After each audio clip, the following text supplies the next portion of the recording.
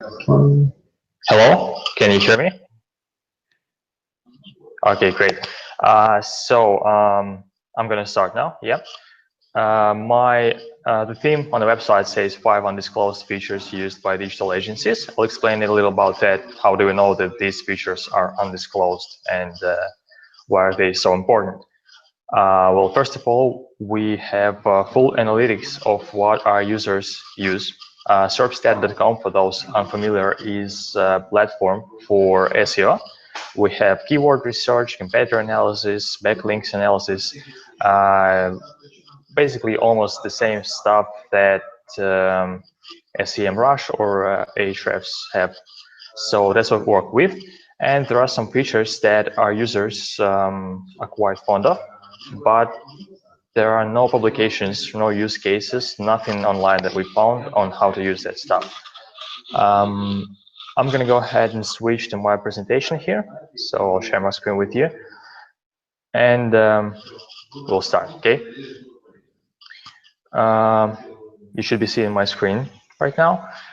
And what it says here is 5 efficient ways to use search analytics. That's basically about the same as the theme you had on the website. So let's go. My name is Igor, whatever works for you. No difference whatsoever for me. That word is probably not that common for you, so I wouldn't be offended anyways. I work at Serpstat. As I explained, we do search analytics. And I have overdone it with this presentation in terms of I may not fit into the schedule. So I have quite a bit of slides here. So I'll be talking fast and I won't be explaining everything in detail. So if you'll have any questions after, you can send those to my email. Okay, let's roll. I will have 5 subjects here. I'll skip this slide and just jump right in. We'll start with the long tail. There's tons of information online on how to collect keywords to build a long tail and so on and so forth. But what most people fail to realize that they already have that long tail within their website and they are not doing anything about it. This is the keyword position distribution that is typical for most websites, like 90% probably. There are quite a little websites where it doesn't look like this. What you see here is what positions for the keywords from the website this website takes in search engine. The red square, it shows the keywords that your website or any other is ranked from 11th to 100th position in search. So in other words, behind the first page of the search results, right? What does it give us? It gives us a ton of keywords that we have on our website that are under optimized and barely give any organic traffic from the search engines. This is how it looks in numbers. I used 3 popular blogs. 1 to 10, it shows the keywords, the number of keywords for which the Moz, Backlink, and Search Engine Journal are ranked on the first page, then the second page, and then third page and beyond. We'll be focusing on the second page mostly because that's these keywords that you are ranked 11th to 12th to 20th positions, so second page of search results are the ones you should be working on right now. They are almost there, but they are still not giving you any organic traffic. Well, just tiny bits depending on the search volume of the keyword. Obviously, if the search volume is like 10, you're probably not getting anything from it. But just by pushing a little, you can get it to the first page of organic results and it will be working in your favor. There are 2 ways to find these keywords to work on. One is with Google Webmaster Panel and the other one is with Serpstat. By the way, everything that I'm showing here, I'll be showing Serpstat as an example, but you can use any other tool. If you're using SEMrush or Ahrefs, or if you have any other source of data, you can use that. It's almost everything here is interchangeable, so don't worry too much about me using Serpstat. Okay, let's jump in. This is what you have to do in Google Webmaster Panel. I have a link here. the shortened one, so you can go there. What you have to do first is the big red square on the left side. It shows queries and pages. You have to switch to pages first and select the page from your website. It says here catalog/38. It doesn't tell you anything because that is not your website. But if it would be yours, you would know that your page that ends in catalog 38 is a page for whatever you do that on your website. So you switch to that page and then back to queries. You select positions and you will see a little list like you have here at the bottom of the screen with the queries or keywords of your website and positions. It shows 7.9, 29.5. That means that there are some fluctuations in the SERPs and your positions are changing slightly over time. You just see 3 here because I didn't want to show too much of keyword data for this project. It's not my website, so I kept it closed. So that's how you can find these keywords. You just need to look for positions 11 to 20, so second page. How you do that with SERPstat is you just enter your website, go to the free view. You can see it in the menu on the left. Select the main position for a keyword, 11 to 20. And I also use the filter here to include only keywords about the conference in light of MozCon recently happening. So I thought that would be interesting for owners of the Moz.com. And here's the list of keywords from 11th to 20th position. These are not all of the keywords. There are probably like 100 of them, several pages. You can see that Search Engine Marketing Conference, SEO conferences 2014, probably not as relevant. Digital marketing conferences, all of these are second page of Google. So working a little on those can push them to the first page and give you organic traffic. Especially great to work on these keywords with your own internal linking by telling search engines to pay more attention to the page MozCon and like keywords about conferences. It's a temporary event. You don't have to shift your internal linking for the time being. Just 2 months before the conference is happening, you can push these keywords to the first page and make sure that more people will see it in their search results. Okay, as I was saying, I'll be talking fast, so that's all about it. If you have any questions about that, just hit me up. To give you a resume, just find your own keywords that you are ranked 11th to 20th position, second page of search results, and work on those. It's easier than looking up for new keywords, creating content. You already have those on your website. They just need a little push. Now let's talk about monitoring the growth or analyzing the market share distribution. This is quite interesting thing. It's not only for SEO, but it is also very useful for marketers here. I'll show you what it is and how it works. Basically, it all starts with position monitoring, rank tracking. We all use it, we all know what it is. On this screen, for now, just ignore the black arrows and everything. I'll explain a bit later about those. Just here to show you the regular position monitoring. This is how it looks like in SERPstat. So you have a keyword, you have your position, you have dynamics, it like dropped 1 position or raised 2 positions, and so on and so forth. Most of the times, this data is used just to see how you gain or lose positions for keywords that you're targeting currently. You can monitor your own website, your competitors, and so on. That is where it usually ends for most users. But for advanced users, there are much more data in it.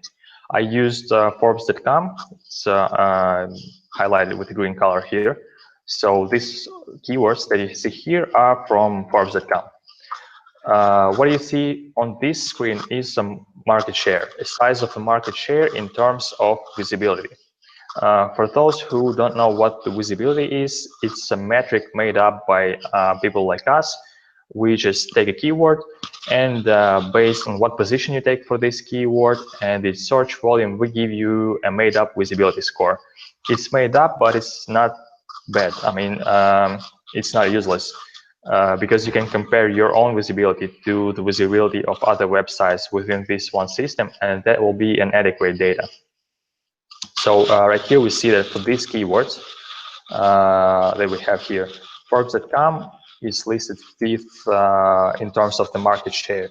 So its suitability for these keywords, considering their positions and search volumes, Forbes.com takes like almost 6% of the market.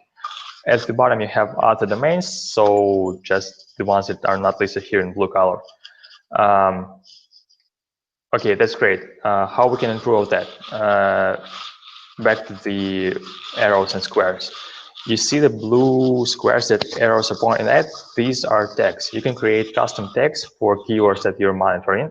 For example, digital or old, or the blue, the ones with the S, they say they include the word SEO. You can create these tags, so groups of keywords.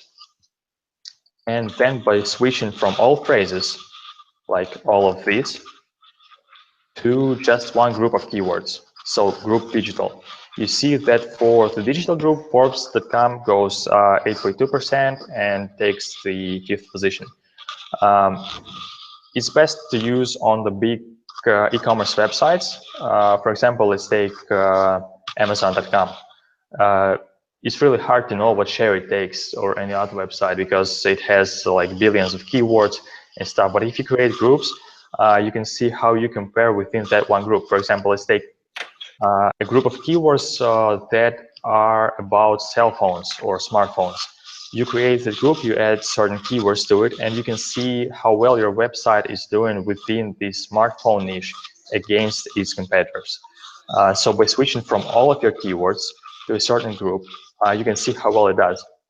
If you started optimizing a category page of women's clothing, you just create a group of keywords that are about that category, and you monitor how you grow against your competitors in that niche. If you're targeting the right keywords, if these keywords give you enough visibility to grow, or if you're just ranking for a bunch of useless keywords. This is a lot better than just looking at the keywords, especially for clients who order SEO and just get reports like, hey, take a look at this. We have moved you to the first page for 100 keywords.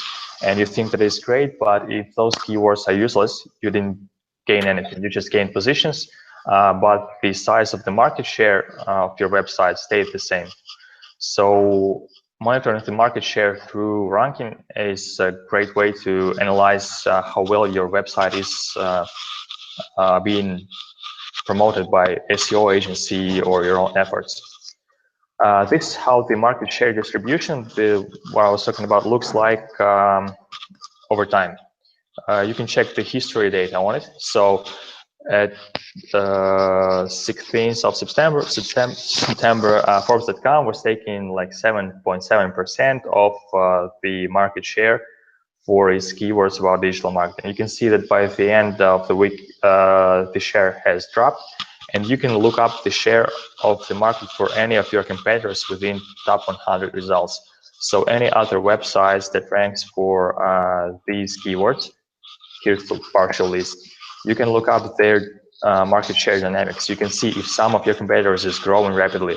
You can go ahead and check out what they're doing, if it's something you should take and use yourself. So monitoring market shares through positions is a great way. If you have a rank tracking tool that you're using, don't just use it to look up your positions at any given time.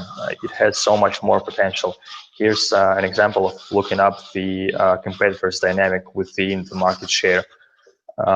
So keep that in mind. Okay, let's jump into the third point, reaching out to mobile users by utilizing autocomplete suggestions. I'll start with the general data. We all know that mobile search is growing rapidly. There's probably some image missing here, doesn't matter.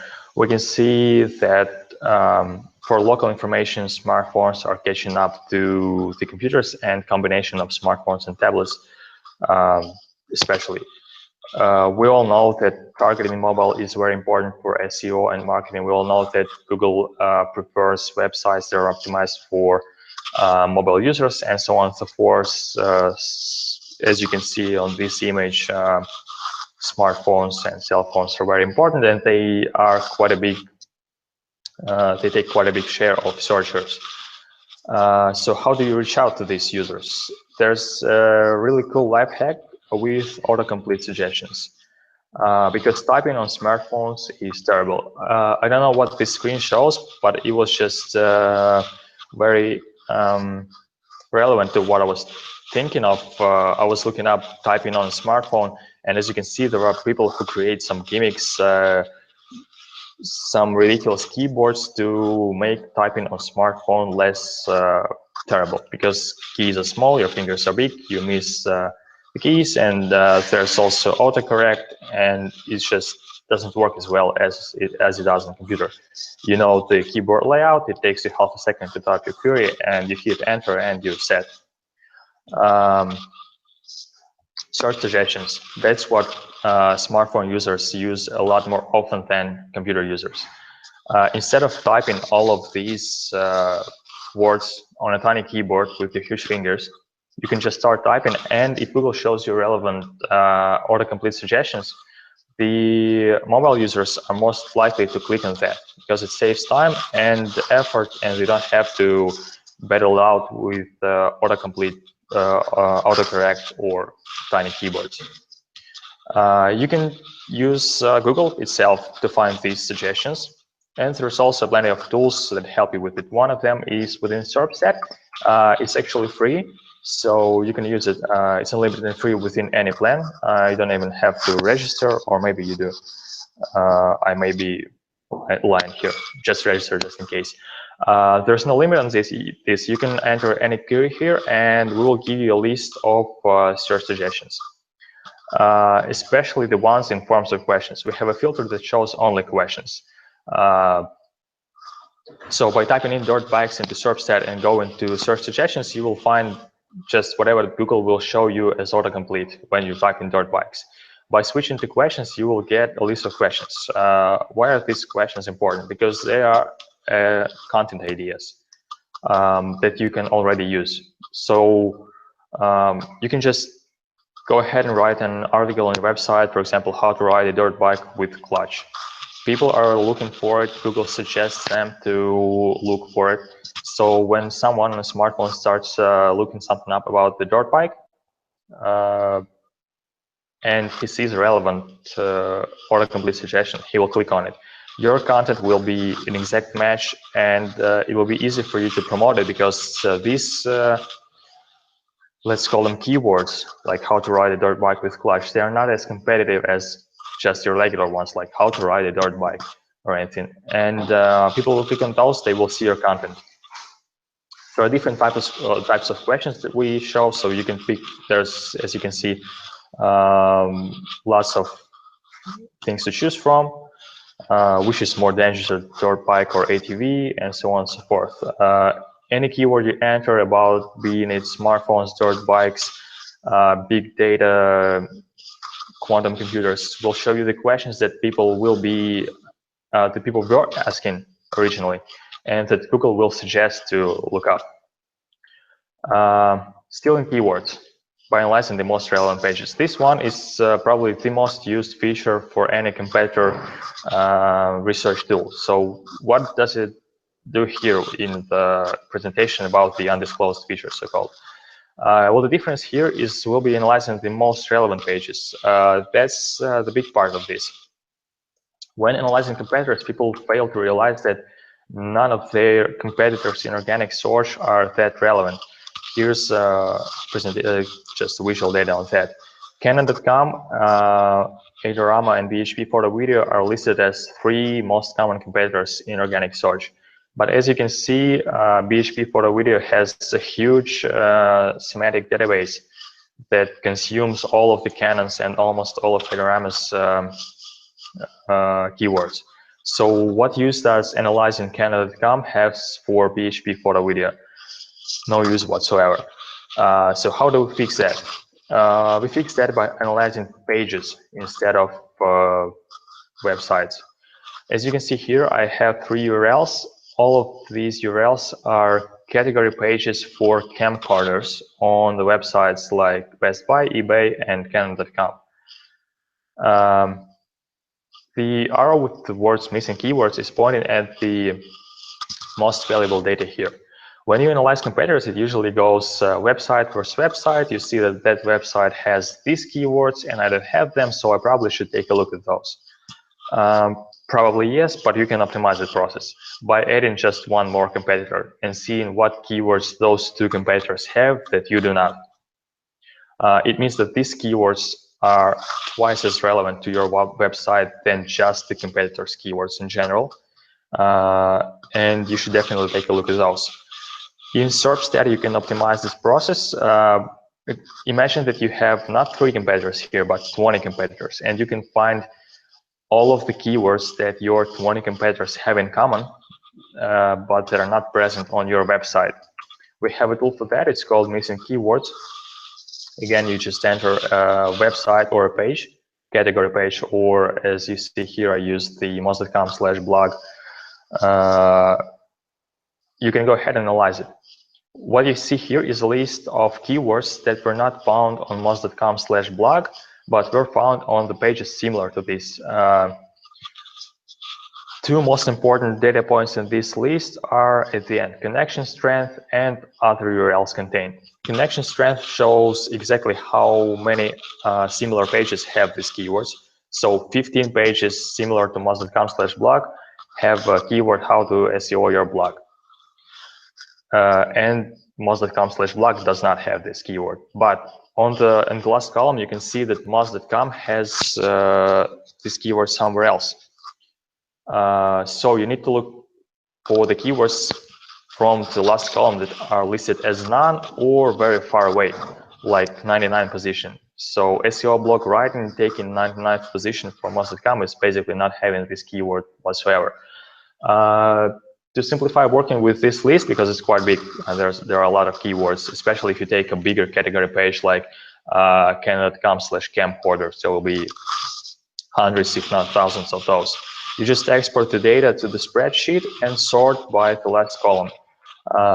So you see on the top the list of keywords that are not present on moz.com whatsoever, not only blog. And then it starts moz.com/whatever, but not blog. So, and positions are in ascending order. You can see that the term sort probably, well, obviously a word search that lacks 1 letter has quite a big search volume and is not found on moz.com. There's no reason for them to have it, but if there was a different keyword with a high search volume, you would want to use it. Okay, that's probably it about the missing keywords. I'll recap. When analyzing competitors, don't just go one website against another website. Use at least 3 of those and look for the keywords common for 2 websites that you don't have. That's the least you can do. And if you want to optimize the process and look for more keywords, you can use SERPstats missing keyword feature. 5th part of my presentation, I'm almost on time, and the scariest one is working with API. If you're a professional and you use tools and you have access to API for tools, SEMrush, Ahrefs, whatever, you can create anything that you want. You have access to the data and you can work on it. I'll give you just one live example of what one of our users created. You have a blue is a shortened link to this thing here. So our user, Dima Mazurian, you can see at the bottom, he created a script that can find you a list of relevant forums to post on about your products. You just enter your website, select the search engine, max search volume for the keyword. I usually just put a bunch of nice because I don't see why you would want to limit this. Keyword limit shows how many keywords from my website I want to analyze. So I'll be analyzing 50 keywords from moz.com. The depth of analysis will go 100 pages on the website to find these keywords. Obviously not necessary for 50, but if you want to analyze 5,000, you just increase the pagination size. So we'll be using 50 keywords from moz.com and finding forums for these keywords. It's quite simple. This script is just using the operators like in title, forum, and in URL forum, but it's automated. This is the list of keywords that will be ran through the script. Here's the, as I promised, alternative. You can just go. No, you can just go in URL in title, and this script will show you a list of keywords and the links to the forums.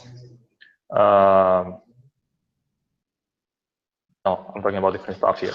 That's a different script, but they look similar. One finds you the forums. This one actually finds you. This one is better. This finds keywords of your competitor that no one is using in AdWords. So this finds keywords from moz.com that no one is running ads on, and this is me just checking on them. For example, Whiteboard Friday, United States, English, desktop, laptop, computer, no ads found for Whiteboard Friday. So if you want to enter a brawl with moz.com, you can use Whiteboard Friday as part of your PPC campaign, and it will be shown about these results. This may be incorrect, this list. So you have to double check it. You can use Ads Preview tool, the blue link at the top, it's shortened here. Why it can be incorrect? Because at the time keyword tool that you're using gathers the data on the keyword, the campaigns may not be running. For example, if SEMrush, SERPstat, or Ahrefs taking data for Whiteboard Friday at 3 a.m. in the United States, there's a chance that if someone was running an ad for the keyword, he doesn't run an ad at 3 a.m. So you have to double check if you want to use it, just in case. As you can see, I used two keywords here, Whiteboard Friday and 301 redirects, and none of them return the ads. So these are safe, but sometimes there are keywords that when you run through ad preview program, they show up some ads there. So that means that this data was not 100% accurate, but it's still great. You can, in a few seconds, find a list of keywords that you can use in your PPC campaign to target your competitor. And this is just an example of what you can use an API for. You can create the missing keywords tool that we have on SERPstat. Obviously, you have to be very proficient with programming or hire someone to do that for you. But still, you have data, you have the options to do anything. So always look for tools with API if you want to create something outstanding, something that no one has, and something that fits your needs perfectly. If you have any questions, you can reach out. Here's my email and my Facebook. I can answer anything. If you just have a question about promoting your website, or how something works on SERPstat, or what time does the next football match starts, anything, you can just go ahead and reach out. I have no problem answering any questions. Okay, so that's it. I was told I have half an hour, and I think I did it perfectly, like on time. David, do you have a word for me? That was great. Thank you very much. Great to see SERPstat in action. Just one quick question. I mean, what's in the pipeline for SERPstat in the future? New features coming your way? No features so far, because we have just added a bunch. Backlinks analysis, rank tracking, these are all new. Right now we'll be working on improving those, so making them work perfectly. And obviously adding new databases, new countries to our list. So far we have 15 databases of Google and Yandex. We're aiming to add more countries, starting with Europe, South America, and so on and so forth. We have a lot of developers right now. All of them are working hard on our new features that we just added. So I wouldn't have a heart to go and tell them add something new, because they're still refurbishing these things. And one very quick question that we had come in. If you had to pick one other tool to look at keyword, comparing keywords against competitors, what would you pick? I would personally pick SEMrush, because it's quite similar to SERPstat, so I would know how to use it. They'll be very pleased to hear that. Okay, thank you very much, Igor. We have our next speaker already lined up. And I'm Mr. Connor. I'll say I can't pronounce your first name. I'm very sorry. Yigit? Was that even close? I'm getting a nod. I think it's a bit close. Most of the people have struggled to pronounce my name because of the G on the center. It's Iet. It's okay. It confused me. Thank you very much, Iet. So yeah, you're going to be talking about, this is a very interesting topic, do more marketing in less time. I like the sound of that. 42 advices for being super productive.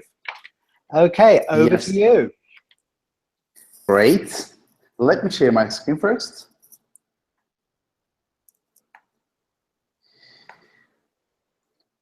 Yes, is my screen is clear right now?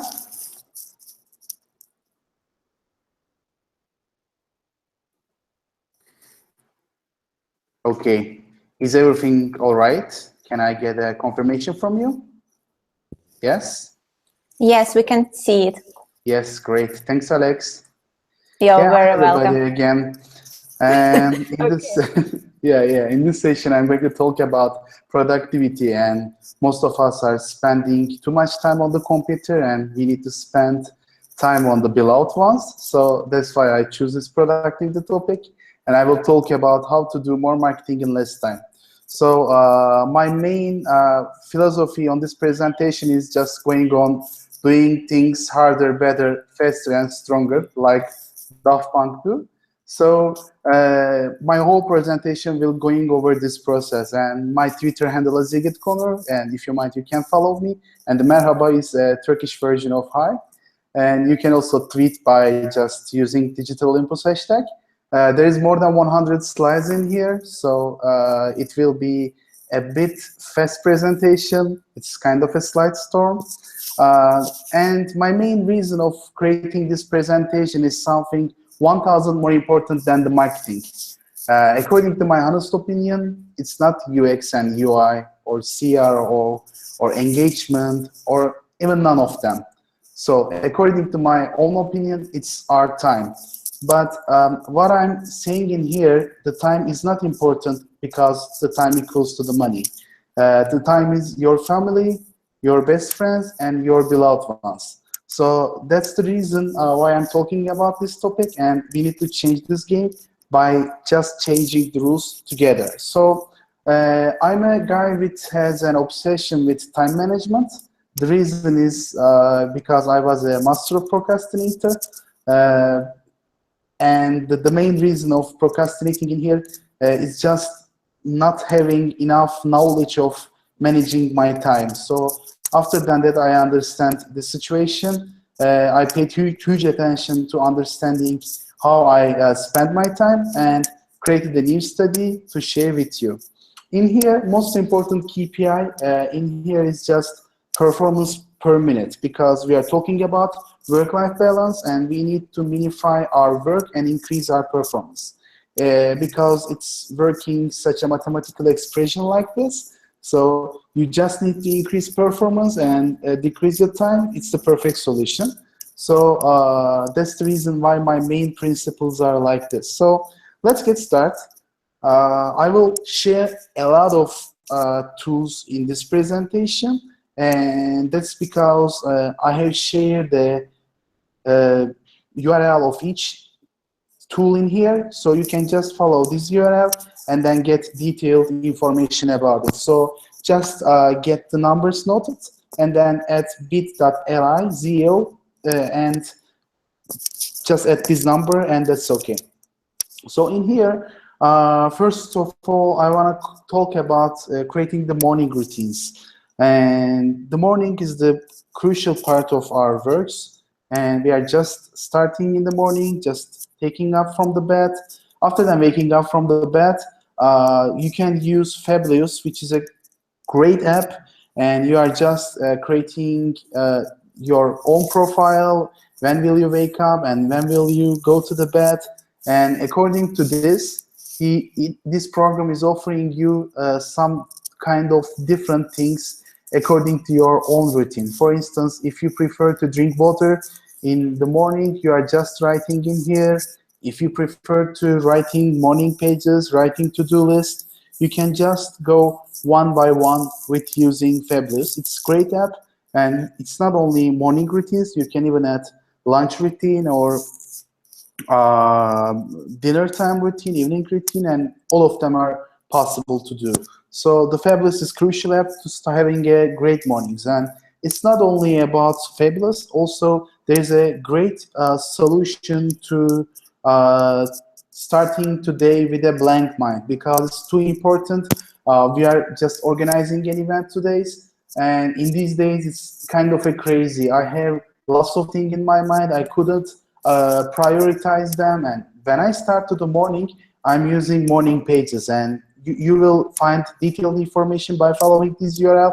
It's just about taking 3 pages, 1 pen, and writing all the ideas in your mind into a paper. So by just using this, you will start a much more clear day. So the first 2 part is so important, because you just need to start with the blank mind, and then fill this mind by the actions on the day in each minute. So this, the third part is after then writing morning pages, I came into office, I take my coffee, and then sitting on my desk. And after that, I need to make a mind capturing ritual.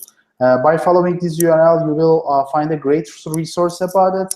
And you need to just export all the ideas and all the tasks in your mind into a paper or to-do list or app or something like this. Because according to the David Allen, which is the founder of Getting Things Done GTD methodology, he says that the brain is just CPU. It's not hard disk. So you don't need to just take all the knowledge in your mind, storaging over there. No need. Just process over your brain, and it's the best way to do.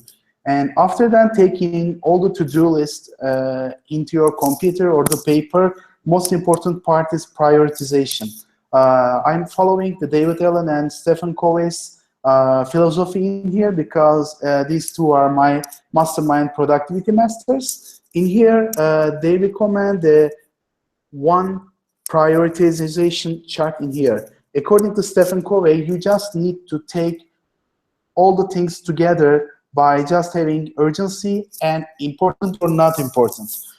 Firstly, you just create this matrix. This quadrants helps you to understand which things need to do first. And if it's something urgent and important, it's first. But if it's something important but not urgent, it's second. But urgent but not important, you need to take this in the third prioritization process. So the second and the third prioritization is crucial. Most of us are just doing the urgent job but not important things, so that it really changed the situation. So you need to pay attention to the situation. And also, after that, you create a great prioritization list, and your mind is just written on the list. So you just need to plan your day. In here, I'm using a app like GetPlan. GetPlan helps me a lot, because it has great user interface, and I just write my tasks, and it also imports my Google Calendar. If you are a guy like me, you have lots of meetings, so sometimes even doing job between these meetings is so hard. In this situation, you just go into GetPlan, and then understand that just drag and dropping things, and you are right now free to go over your to-do list. It's so easy to use, and I'm strongly recommending you to use GetPlan. It's also another tip. And also, some people are just saying that, okay, you are doing great stuff in here, but all of them are just online. And I don't like online, I prefer on page. So in here, if you're an old school guy, like these guys which says that to me, you can use the written plans. There is a great guy which names David C. David is doing great job. He has a product which is called Emergent Task Planner. You can just follow Z06 and then download it. You can just print them out and then create a prioritization list. You can write every details, and even we use it in our agency Zero by just distributing papers to the every people But after then taking more than 20 people, it's a bit tough. But if you're an individual SEO consultant or something like this, you can still use and get benefits of written plans. Lots of different options in here. Just download them and then use it in your own workflow. And another option is just using mind maps, and it also comes from another guy, but I think I couldn't remember the main name. The mind maps is just exporting your mind into great Excel, but this Excel is not like boring Excel, it's like a much more colorful one. So the mind maps, you need to research more to understand what is it, but it really helps you to visualize what's in your mind in real time. So it's really crucial for most of us because we just forgetting things, but if you visualize in the 1A3 people, maybe European people understands me, US people has a different format. In 1A3 paper, you can just write all the things into it and then visualize according to your needs. It's so easy to use, and there is lots of different tools like mind map tool, like text mind map tool. It's just taking your indentations by just tab and shift and tab. You can use all the things together. So you can plan everything. You can visualize your mind. You can export your mind. But if you are not sticking into your plans, it makes no sense. So if you don't have a helper like this, in this situation, you need to be so lucky. You just need to understand your fudge ratio. What I mean by fudge ratio is that you plan something for 15 hours, but it takes 20 hours. So you just need to understand that which project has maximum fudge ratio according to your working style. In here, we can understand that 33% more fudge ratio means that you have some small problems in understanding your plans, so maybe you might consider to make better plans. So if you are in a complex organization like ZEO, we have more than 20 people in our agency, so sometimes we need to do meetings, sometimes most of the meetings comes together. So we are using power of calendar transparency. And in ZEO, as you can see in here, we share our calendars with entire team. And by the way, people just understand what is going on in each calendar without asking to the Yeet. And it's real-time saver because when people trying to organize the meetings, it takes too much time. So it's very easy way. And if you encourage your boss or partners or your manager to do something like this, yeah, it's great and it's working right. And yeah, another situation is writing procrastinators to-do list. In here, as you can see, I have a procrastinators to-do. I'm using Papier, P-A-P-I-E-R, to write my procrastinators to-do.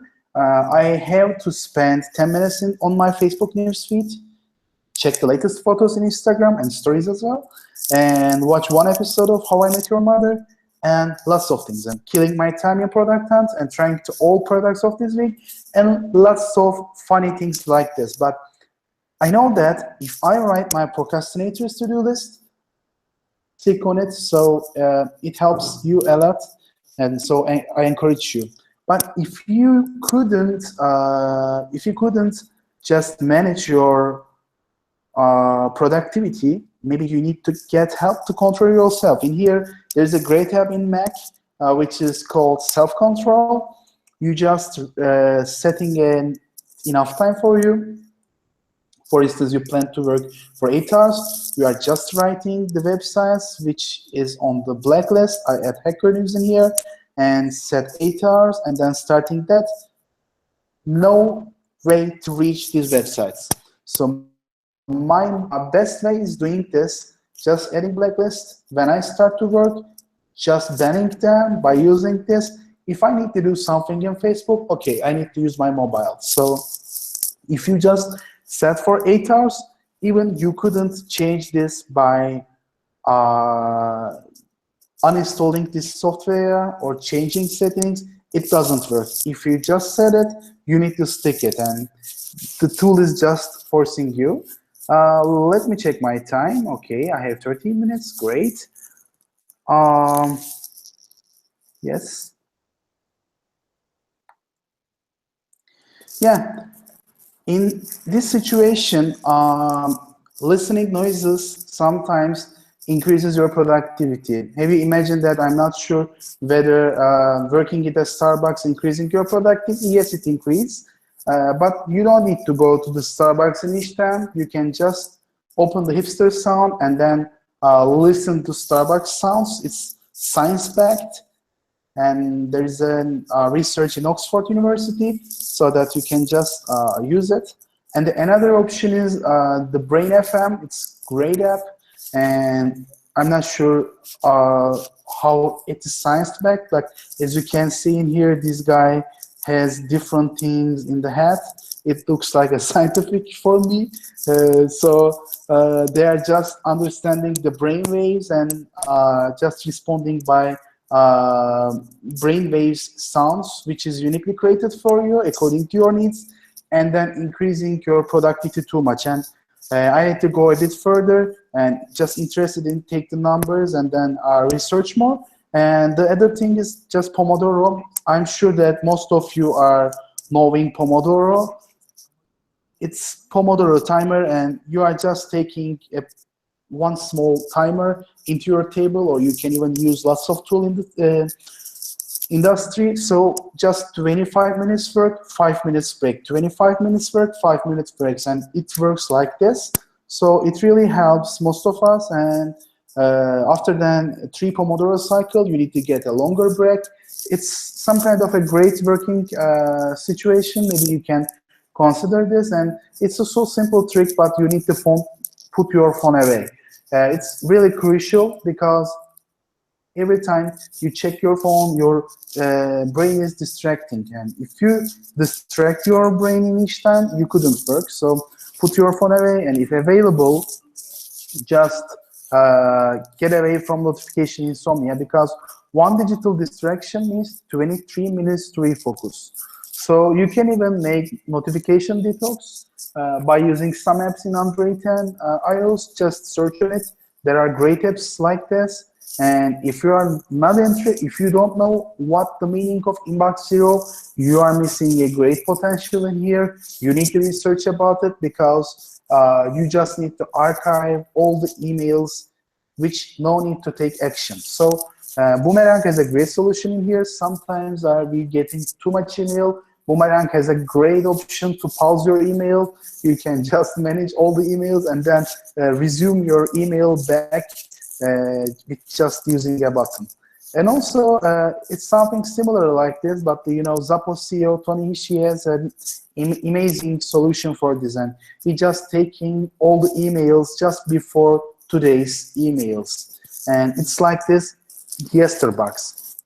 You just answer the yesterday emails and then deal all the things easily, because it's impossible to take any email because we are just dealing with yesterday's email. So if you don't know Pocket, you just need to take a look, because the Pocket is amazing. You just need to save your all articles. And another great tip is hack of airplane days, because what I understand from here is that most of my most productive times are just airplane days, because I'm just putting my MacBook into airport mode, and after that I have no signal. I'm using Gmail offline, answering all the emails, writing my contents.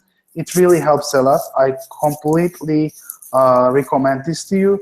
And also I recommend you to using Mixmax. They have amazing tool. If you want to meet with somebody, just use Mixmax scheduling tool. It helps you to schedule all your meetings easily. Just write availability. It shows your whole calendar. You can just click your availability by using this, and then go by this default length, select availabilities, and after then saying that insert times, just it creates a widget inside of the email. If people just click on it, you can set your meetings. It's that much easy. So we are also taking time boxes and notes for meetings. If you just start one meeting, you need to create a time box because you need to complete all the things in specific period of time. It's crucial. And also encourage people to send email because phone call, I hate phone calls. Skype calls is better, but I always add a line, if you have respect for my time, send email. It really works. I also encourage you to use it. And also, if you don't like phone calls, just use Meet Me So. It's one-click meeting scheduler, and people just click, see your availability, and find a specific time to meet with you. So it's also a great opportunity. And another opportunity is in here, Sanebox. You just need to take a look on it. It's kind of an additional filter for your inbox. What I mean in here, it's just understand with using artificial intelligence to understand which emails no need to take read. So in here, as you can see, it's kind of an additional spam filter for your Gmail. It's great app. Somebody hates it. But if you love it, you can't live without it. And if you are just registered lots of newsletter, you need to use Unroll Me. It's just clean up your inbox by unsubscribing all the newsletters. Sorry, Alexandra. And also, Screencast-O-Matic is great too. And if you need to send something to some people, just you can record the screen and change the position, and then just take it, and you can get the records and upload over there. It's so easy to use. So even you can use to write more in less keystroke. In here, as you can see, I wrote. And also you can just save your time by using these snippets. In here, I say more than 4,000 snippets in here. And the most important thing, if you are using Mac and not using Better Touch tool, you just free to take your Mac and put it on the trash, because it's the real meaning of using Better Touch tool. You can just clarify some trackpad gesture and assign some shortcuts like this. 3 fingers swipe left, go to the previous step. 3 fingers swipe right, go to the next step. And you can even change all the tabs. All your productivity will increase by using this. And if you mind to download my presets, you can follow this URL. And as you can see in here, I just recorded a demo, but we couldn't enough time. Maybe you might consider to take a look after that my presentation. And also you need to use lots of keyboard shortcuts.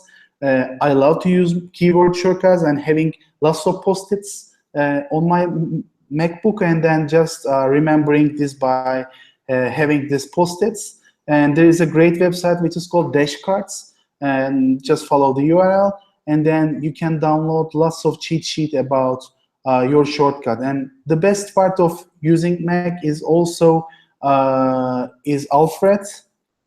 And I just create a presentation for Moscom like this, and that's why you just get the random mod-related things in here. You can pointify lots of different workflows, and you can even search like a Google search box by just using Alfred. It's like Spotlight, but much more advanced Spotlight. You can just search on visibility on search metrics, check the backlink on Majestic. You can create your own workflow with just dragging and dropping. And also you can even check the time zone at Chicago, and just TZ and Chicago and Istanbul. You are free to do it. And you can also just create some slides to open pages, and lots of opportunity in it. And you can even translate something by using Alfred workflows, and it's amazing. And also you can add your Asana integration, and lots of Task Manager also has integrations over there. You can download all my Alfred workflows by following this URL. And if you are just putting emails and passwords and the usernames by pressing each letters one by one, it's just waste of time. So I recommend you to use something like this, Dashlane. It's amazing. It's auto load to all the pages. I just click login, and the page is open, and then the system is ready to go. How many minutes I have? Let me check. Yes, I have still 3 minutes. Great. And also another tip comes from Zapier. It's just help you to connect your services together. It's a great service. If you are not using Zapier and a marketer, you just need to use it. For instance, we made something like this. We are using Time Doctor to track our times, and the system is just parsing the Time Doctor data. We're using mail parser and then posting to the Slack which guy is our team in the champion on the Slack channel. So if you are not using Cloud App, it's also amazing tool for productivity. Just drag and drop the tools, and then it creates a URL for you and copy to the clipboard and ready to use. And it's something like this, just drag, drop, and the URL is copied and it's uploading behind of it. And the last part is meditation and feeling you better. In here, I'm using Prana Breath. It's an amazing Android app in here. I'm not sure whether something like this in iOS or not, but it helps you to organize your breaths, and it really helps you in stress management. And also, you can use this tool Noisely to listen some nature sounds. It's perfectly fine and helps you a lot. And if you are not using Flux, your eyes will be unhappy because Flux is just doing your screen more orange in the evening times.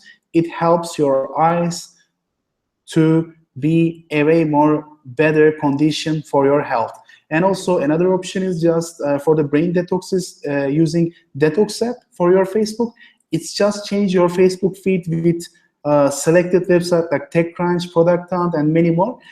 Instead of seeing your friends' holiday pictures, you can just directly see the meaningful content and just get them.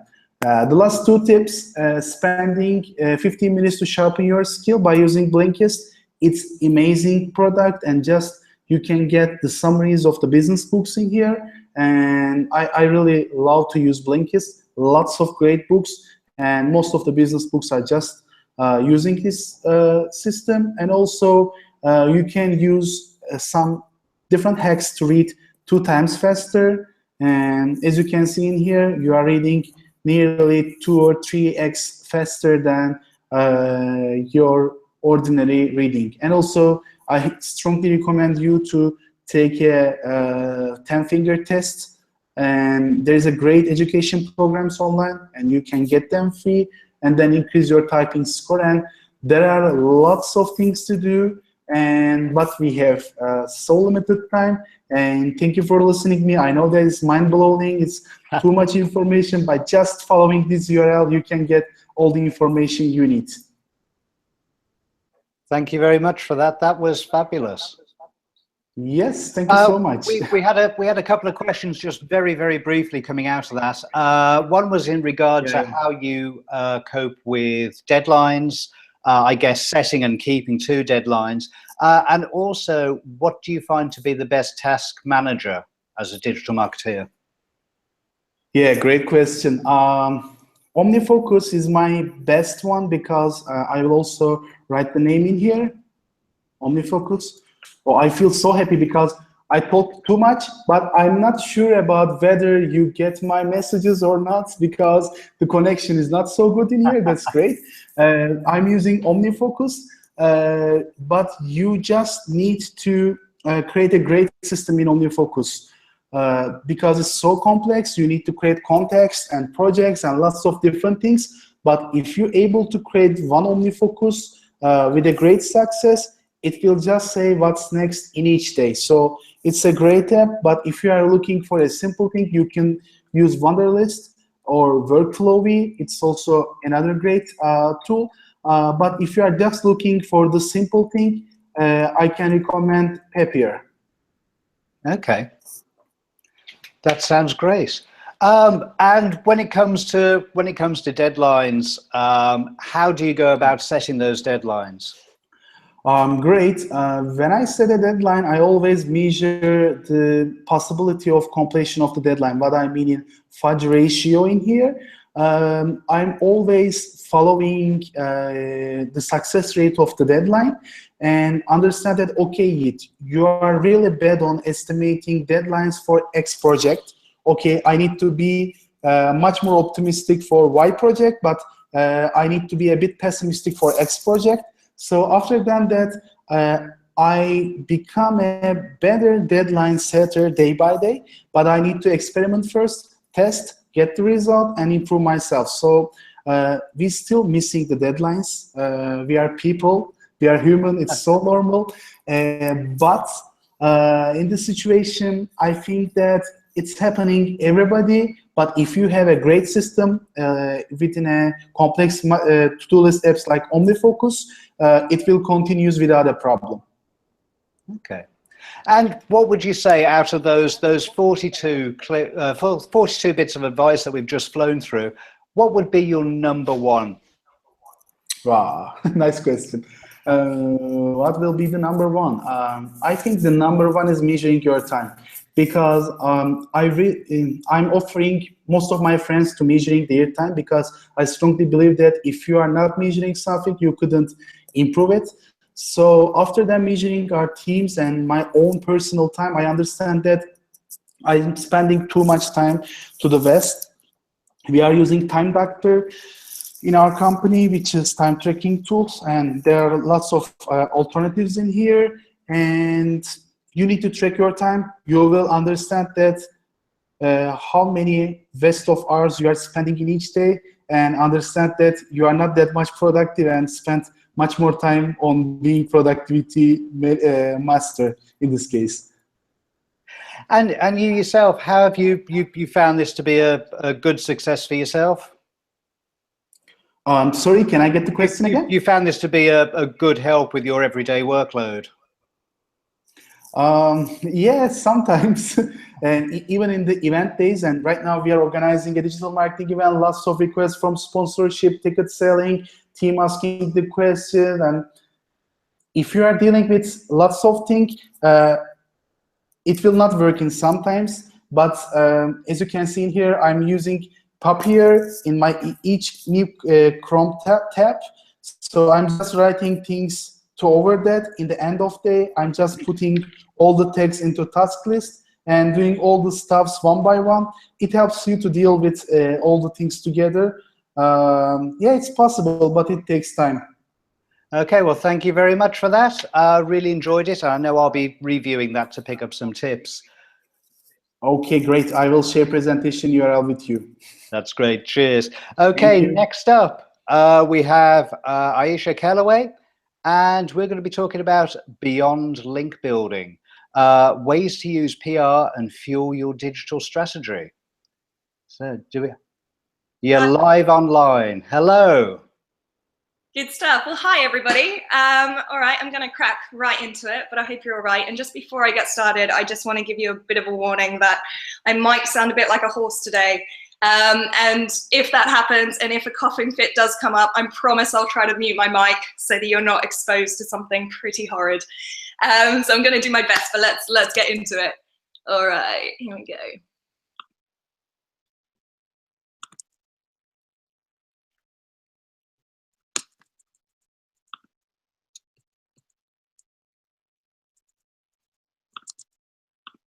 All right, can everybody see the screen?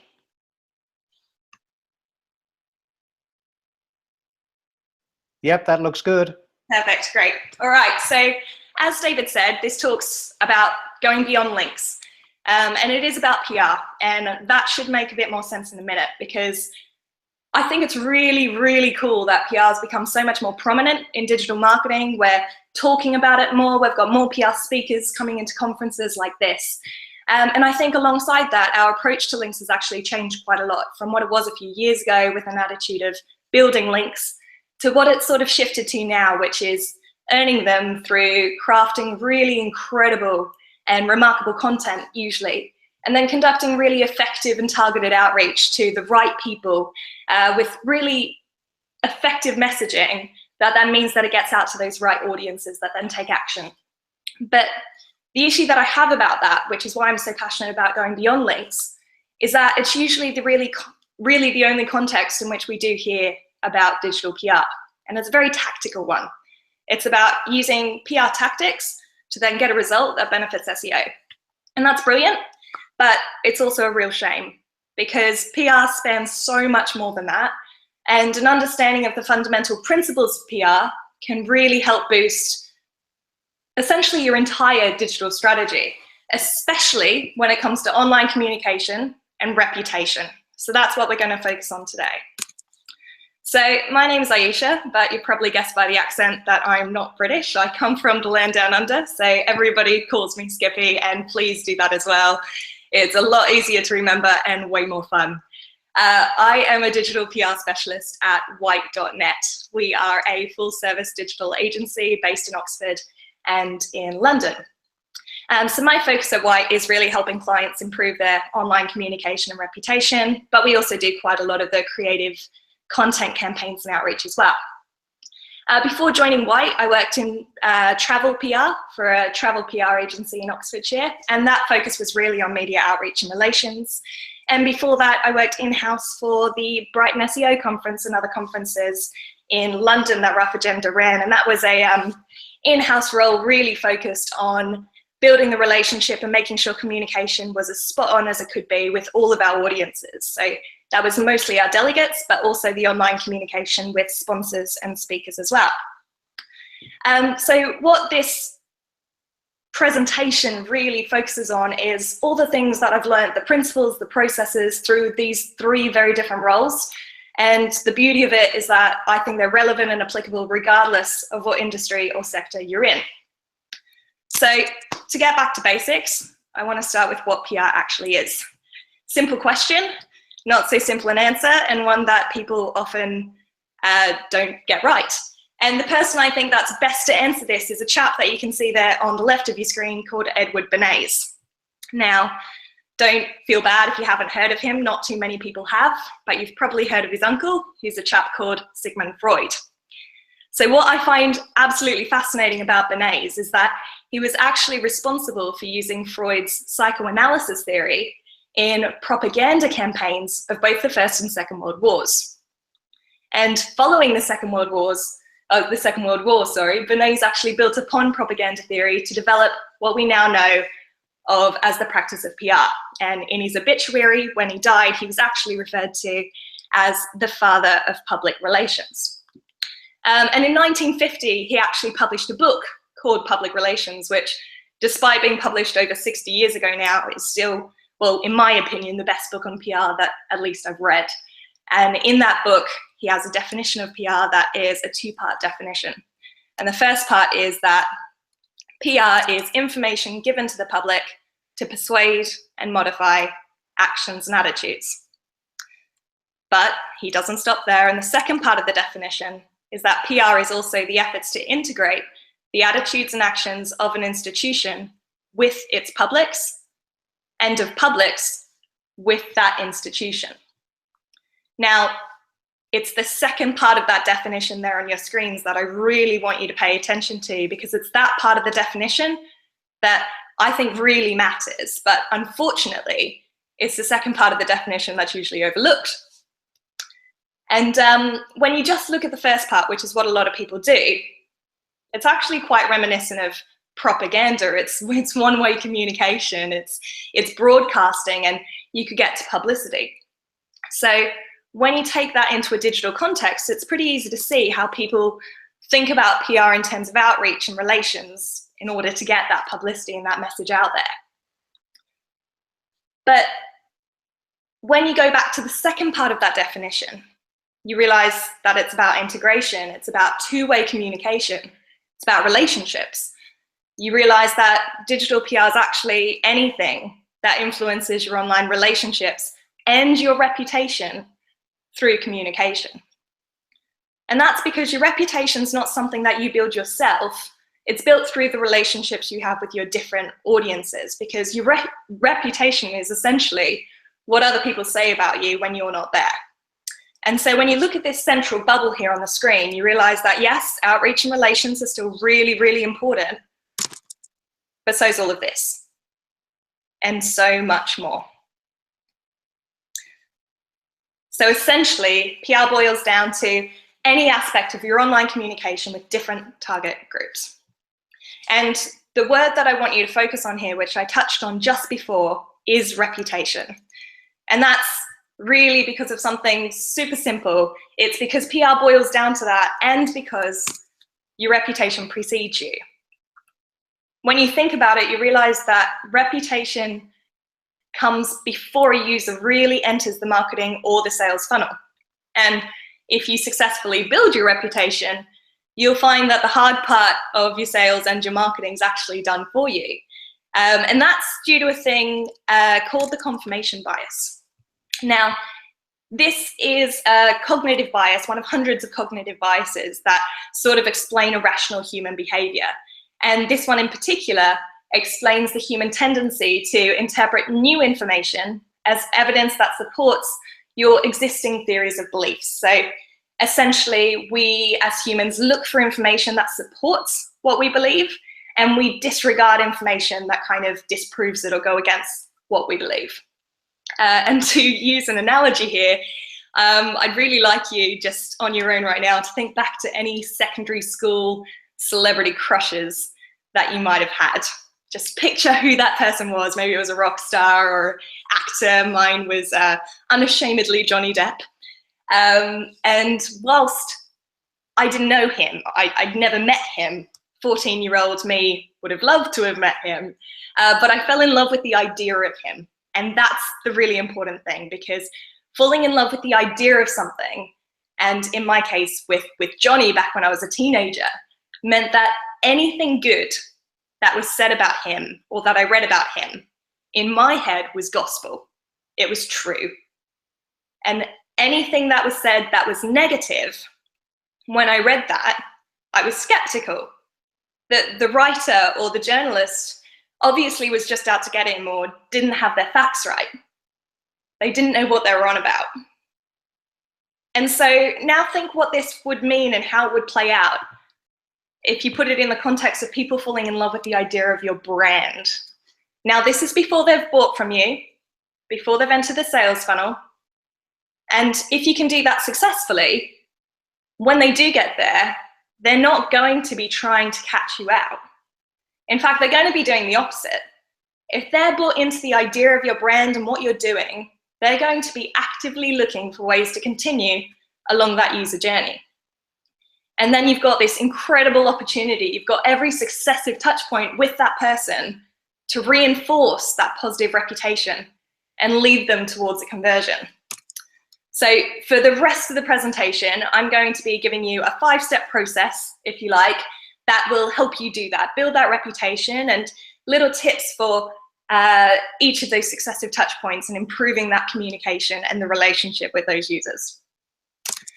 So number 1, understand your business. It seems like absolute common sense, and why have I put it in a presentation to people that know what they're talking about when it comes to business, but I don't think it's always as simple as it sounds. And so I think it'd be really interesting just to think of yourself and think about whether, off the cuff, if I asked you right now and you could respond, how many of you would actually be able to tell me what the vision for your company was? I'm talking about the 3, the 5, the 10-year goals. What are the big picture things, the big goal that you're aiming for? And if you can answer, I wonder whether you're confident that a colleague could answer in the same way. If you run the company, could your employees answer in the same way? Would the answers be the same? Are you all on the same page? Now I want you to think about the mission. This isn't what you do day to day.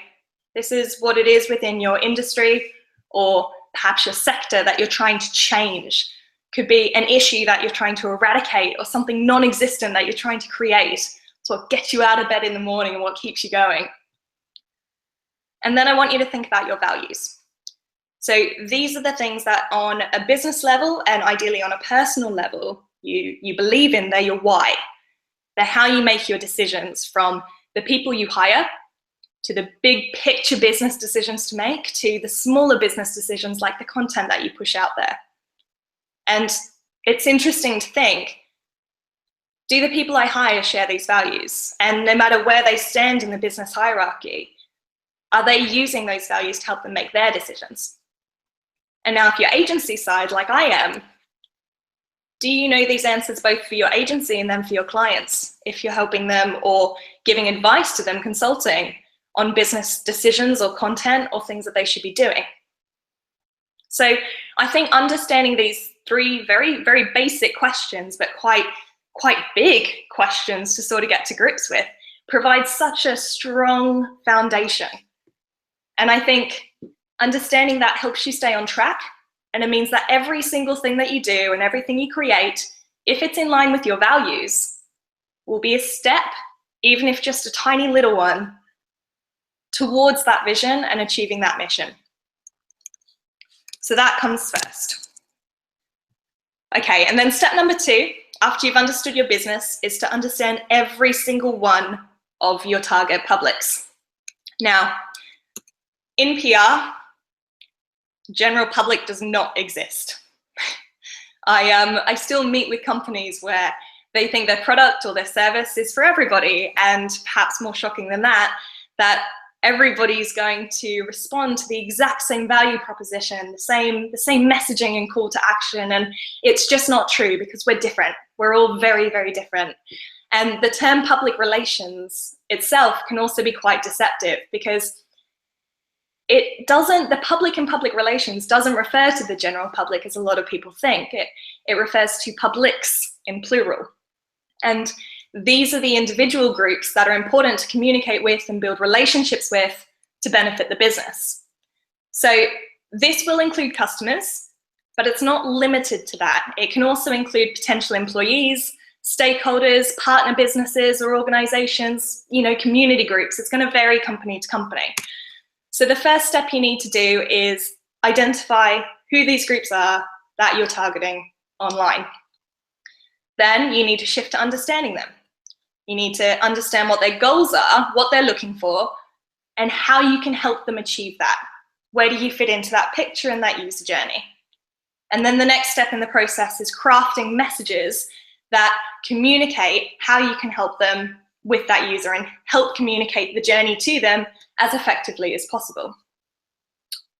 Now, going back to step number 2 here, to understanding your users, there are some tools that can help you do that. And so to better understand users and your audience, whether they're just browsers or actual, existing users, like specifically if you're software, for instance, or have a logged in user face, then there's intelligent user communication tools. I'm actually a big fan of Intercom, but then on a more basic level, you've still got personalized live chat platforms like Drift and Olark. There's plenty more out there. And why I love these tools is that they give you a really valuable insight into your users. And they don't just help you identify the different goals that the users have and the issues that they might come across, but they also enable you to have personalized two-way communication with those users directly through your site at any points of tension. So that means that they don't have to pull away of the user journey and potentially disengage to get in contact and to ask for advice. And the insights that you get from these tools are really, really useful in this stage of the process, which is auditing your online communication. So this is a step that we do at White before we undertake any creative PR or outreach efforts. And it's something I think that more companies should do. So what you can do is you take the information gathered in stages 1 and 2 about understanding your business and understanding your audience. And what's really important is to make sure that key messages are communicated effectively across all of your online platforms. You then take insights from the user communication tools that you're using, Google Analytics, any other software you might have plugged in like Hotjar, and I also really recommend performing user testing as well. And why you do all this is that to ensure that you've properly understood the different target groups and to ensure that you can analyze how easy it is for those different groups of users to get the information they need to achieve their goals as efficiently as possible. So doing this really allows us to help find I guess, like content gaps and UX opportunities, and the focus is on improving user engagement and conversion metrics. So after analyzing the website, I also look at social media platforms as well as branded listings and the SERPs. And we're not looking for messages across these different things to be identical. We're just looking for them to be consistent in order to help build that brand image. And that brand image as well doesn't necessarily have to be positive.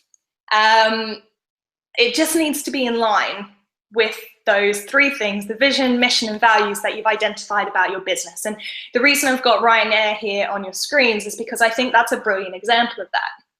Because even if you haven't flown with Ryanair, you're probably not sitting there at your computer going, oh, I know those guys, they're a brilliant airline.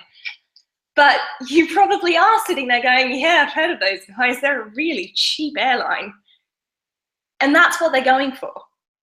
They've understood what their mission is, they know what they can offer, and they're specifically targeting a customer base who are looking for what they have to offer. And that's budget travel without any of the perks and luxuries that can come along with the travel experience. And so you can see this reflected in all of their messaging across different sites and platforms, the colors they're using, the fonts. It's all representative of this brand image that they're trying to create. And it's really reinforced across all of their online platforms. And it's this consistency that we're looking for when we do these audits. Sorry. In these audits, I also look at social media content. And I'm constantly amazed that some companies still see social media as a one-way platform to flog their products or their services, rather than the incredible opportunity that it is to build a sense of community around their brand, or to build their authority within their industry through thought leadership and engaging with other influencers within that industry. And I firmly believe, and what I always recommend to clients, is that their social strategy should be founded on what they've identified in stage 2 of this process, which is all about understanding your users. So think about which of your target groups actually use social media. And then which platforms are they using, and in what capacity? How are they using those platforms? What are they on those platforms for? And then how can you add value to that experience rather than trying to distract them with marketing messages and pulling them away? So think about, for instance, Facebook as a platform. Often people are on Facebook because they're bored. They want to be entertained and they want to converse with their friends. That's very different to what you might be on Twitter for, which is business inspiration and advice and joining conversations within the industry, especially within our industry. And so the content that you're posting on Twitter should be very, very different to the content you're posting on Facebook, because the audiences will be different and their experience on those platforms is going to be different as well. Another thing we look at is supplementary blog content and social media posts as well, just looking at the balance of quantity and quality. I'm often asked by clients the sort of optimum number, that magic question, which is how much should we be posting a day or a week? And the answer is always the same. From a PR perspective, never forego quality for the sake of quantity. And look, by all means, publish 10 times a day if each of those posts is high quality and adds value to your users. And I've been challenged on that point before, but when you think about it, think about conferences. And when you're in a conference, it's very valuable for the conference organizers to be tweeting more than 10 times, 20, 50 times that day, providing useful information to delegates. And that's not spammy. That's useful for the purpose that those users are on social media at that time. So always focus on quality over quantity, and don't get hung up on a number. Focus on what's right for you for that moment in time. All right, so moving on, step number 4 is keeping on top of what's said about you. So what somebody else says about you holds a lot more weight than what you say about yourself. It's something that we actively leverage in PR through gaining favorable publicity. But especially online, it's really, really, really hard to control. And most of what's said about us online is, in fact, out of our control. But you can monitor it and you can keep on top of it. So a really basic way of doing this is setting up a Google alert for your brand. You can do it for a key product, even on yourself. This won't pick up everything, but it will alert you to anything significant published on the web. And you can set it just for news. You can set it for all results, which includes blogs and the like as well. It can also be handy to set up alerts for a topic that you specialize in. And this just helps you find opportunities where you might be able to jump in and add to the conversation. So this is really really easy, and it's free. Can something be really free? But it's really limited in what it can do. So beyond Google Alerts, you might want to look into investing in some paid tools.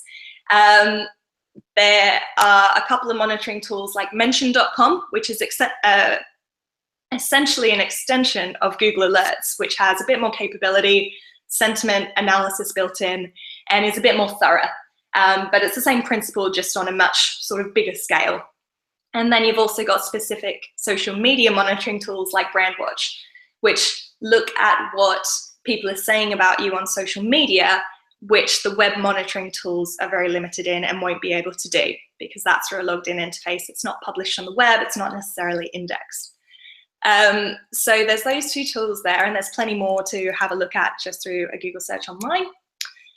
And then lastly on this topic, if you're in retail, e-commerce, food, travel, or leisure industries, just remember that review sites are your friend. Positive ratings are brilliant social proof. Customers expect them these days. And if you can offer this on your site without them having to go off your site to then search reviews for X company and potentially disengage or get distracted once they're off your site and disengage from their user journey in that process. If you can offer all of that whilst they're actually within your site or platform, there's a lot more value to be had there. And it's also a great way of increasing click-through rates, not just for paid advertising, but for organic listings as well. And beyond that, review sites actually give you incredible insights from real customers. If you are getting great feedback, it means you've got access to testimonials, and you've got a way to build relationships with people that are bought into your brand. And if you're getting some not so great feedback, my condolences, but I still believe it's better that you know. I think by using these tools, you've then got an opportunity to publicly turn that customer's experience around. And that can be really hard. And even if you can't do that, you have a platform to show potential customers a lot about the kind of company you are through the way in which you respond. So, you know, I think about it myself. If I'm searching for a company and see that a company's got, you know, 4-star reviews rather than 5, but the ones that have rated them lowly, they've responded to and have been really, really helpful, have offered some way of fixing the problem, then I'm going to be much more inclined to trust that company, because I know that if something goes wrong, which it could, it does, it's life, I know they're going to have my back. And that's what I'm going to be looking for when I look for a service or product. There's a link here in the slides to a blog post on Moz that goes into more detail on how to respond to reviews and sort of analyzes a 1-star review and the response process. It's really fascinating. I would recommend giving it a read. And yeah, this brings me to my last point, which is quite, I guess, more a philosophical one, if you like, but it's that actions speak louder than words. Because at the end of the day, it's all well and good to have a fantastic value proposition, wonderful website, and, you know, brilliant messaging. But ultimately, it's what you do and not what you say you do that leads to your reputation. So the image on your screen right now, you might recognize from a few years back when it circulated quite widely. But it's of an American teenage girl called Madeleine Vogel. And she made global headlines after stopping in an athletics race to pick up a fallen competitor and help her cross the finish line. And the reason I use this is because she didn't do that because she was thinking of the global headlines and publicity that would follow. That wasn't her motive. She did it because it was a no-brainer. It was in line with her values, and it was the right thing for her to do. So she did it, and then the publicity and the global headlines followed. And I think that's a brilliant lesson that we can all learn, not just for personal use, but for business as well, is that walking the walk's what's going to get you the reputation that you really want. because outreach alone won't get you the headlines, but being or doing something truly remarkable coupled with effective outreach will. And then all the other tactics will be so much more fruitful because you'll have built your reputation. And as I said at the very beginning of the presentation, that's so important because your reputation precedes you. So that's it from me.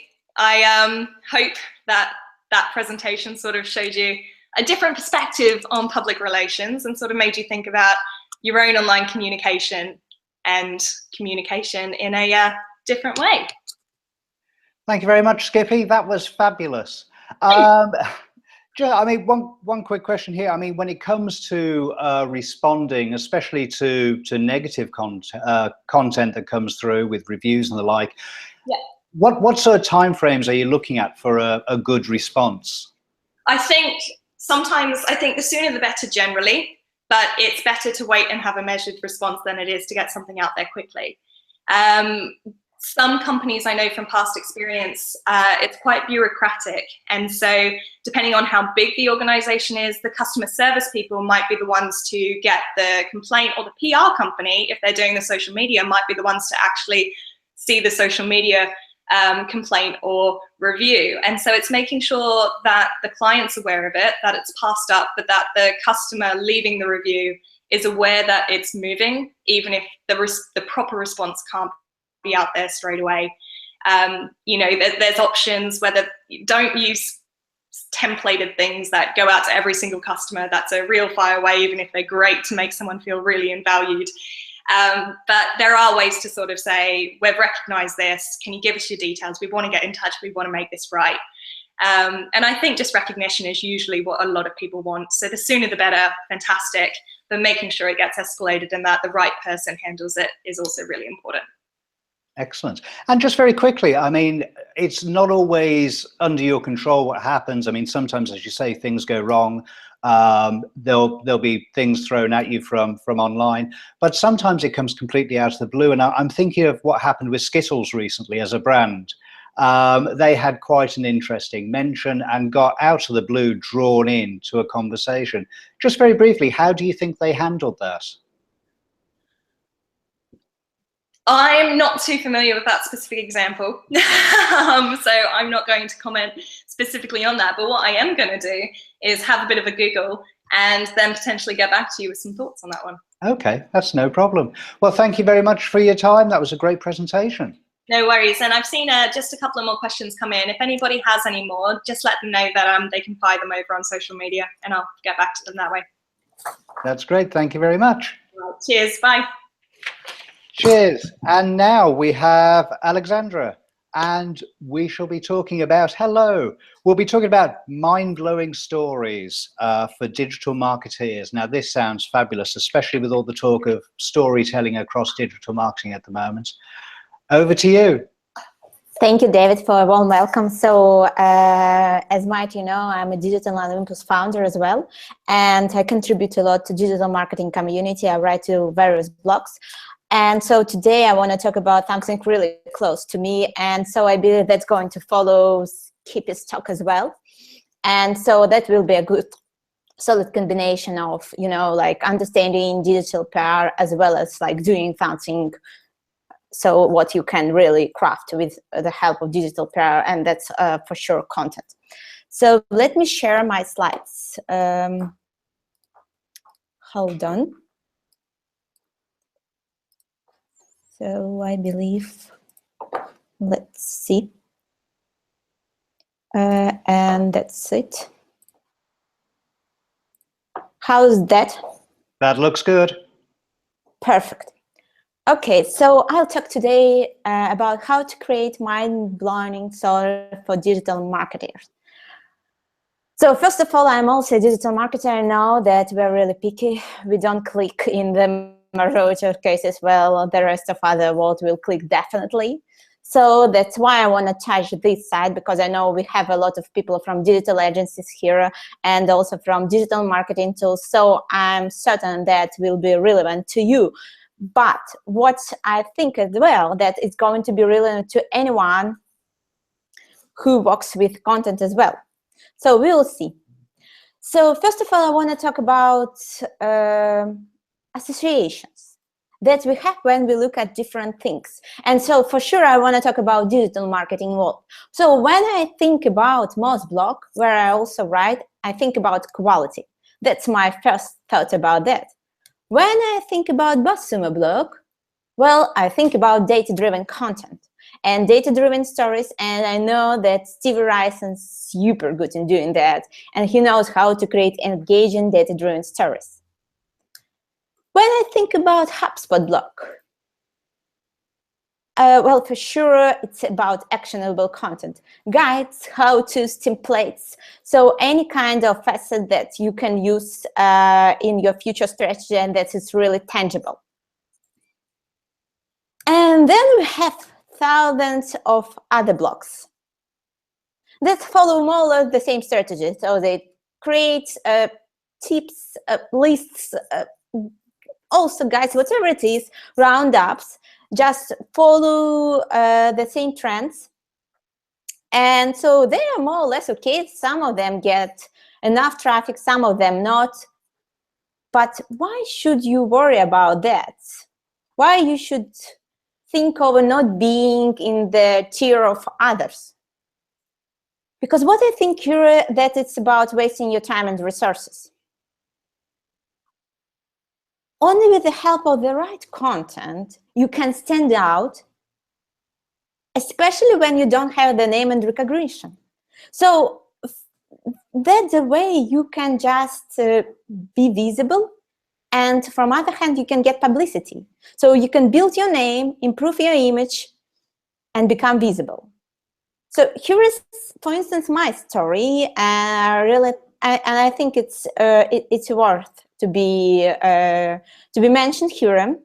So, well, think over this. I'm not a super popular digital marketing expert, but I've selected a particular type of content that I prefer to produce because besides, like, you know, following any kind of logic here, like, you know, commercial one, well, being honest, I enjoy it. I love doing data-driven stuff. I love crunch numbers. I love working with numbers. I love finding different controversial and predictable trends. So that's why, going back to this one screenshot, that's Moz.com top authors, and I believe that's like for the yeah, it's from March to September, as I can see from a screenshot. And so, well, I'm really close to the guys like, you know, like Rand Fishkin, Larry Kim, Gianluca Ferreri, Matthew Barber, that have, well, you know, being honest, much more reputation and authority in our industry, because they've started to build it, well, earlier than me. So it's obvious.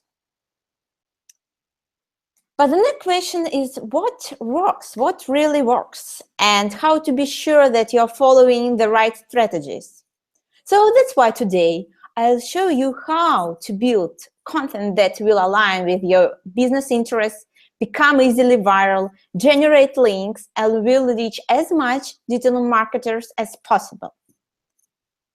But still going back to question what works. I think powerful and effective content requires a couple of stages that we need to proceed to ensure our success. So first of all, it should be audience research. Then we need to proceed in-depth analysis of content that have been proven to be viral and linkable. So I would say here is like, I want to point out that should be at once. Otherwise, it might be not so good, and I'll explain you further why. And the last one, outreach. It doesn't matter how good you are in producing your content. If you don't do outreach, you skip this stage, it's not going to reach the relatively big audience, if you're not a Moz blog for sure. So without having an exact understanding about your audience and about their interests, well, it's really easy to produce articles that nobody wants to read and share. And so I'm certain you are in that position. And even me, I was also in that shoes when nobody, well, when I was producing content that nobody shared. So that's why I selected the most effective and easy to deliver approaches that will help you research your current and potential audience within a few clicks. So let's see. So first of all, Twitter Analytics, it's obvious, but some people tend to neglect it. So what you can do, you can go to your Twitter Analytics and see what kind of interests it shows. The next one will be Facebook Audience Insights. And so people, it seems for me that in our industry, that's not a lot of people use it for audience research, because that's, you know, some people tend to think that it's like only for paid advertising, but it's wrong.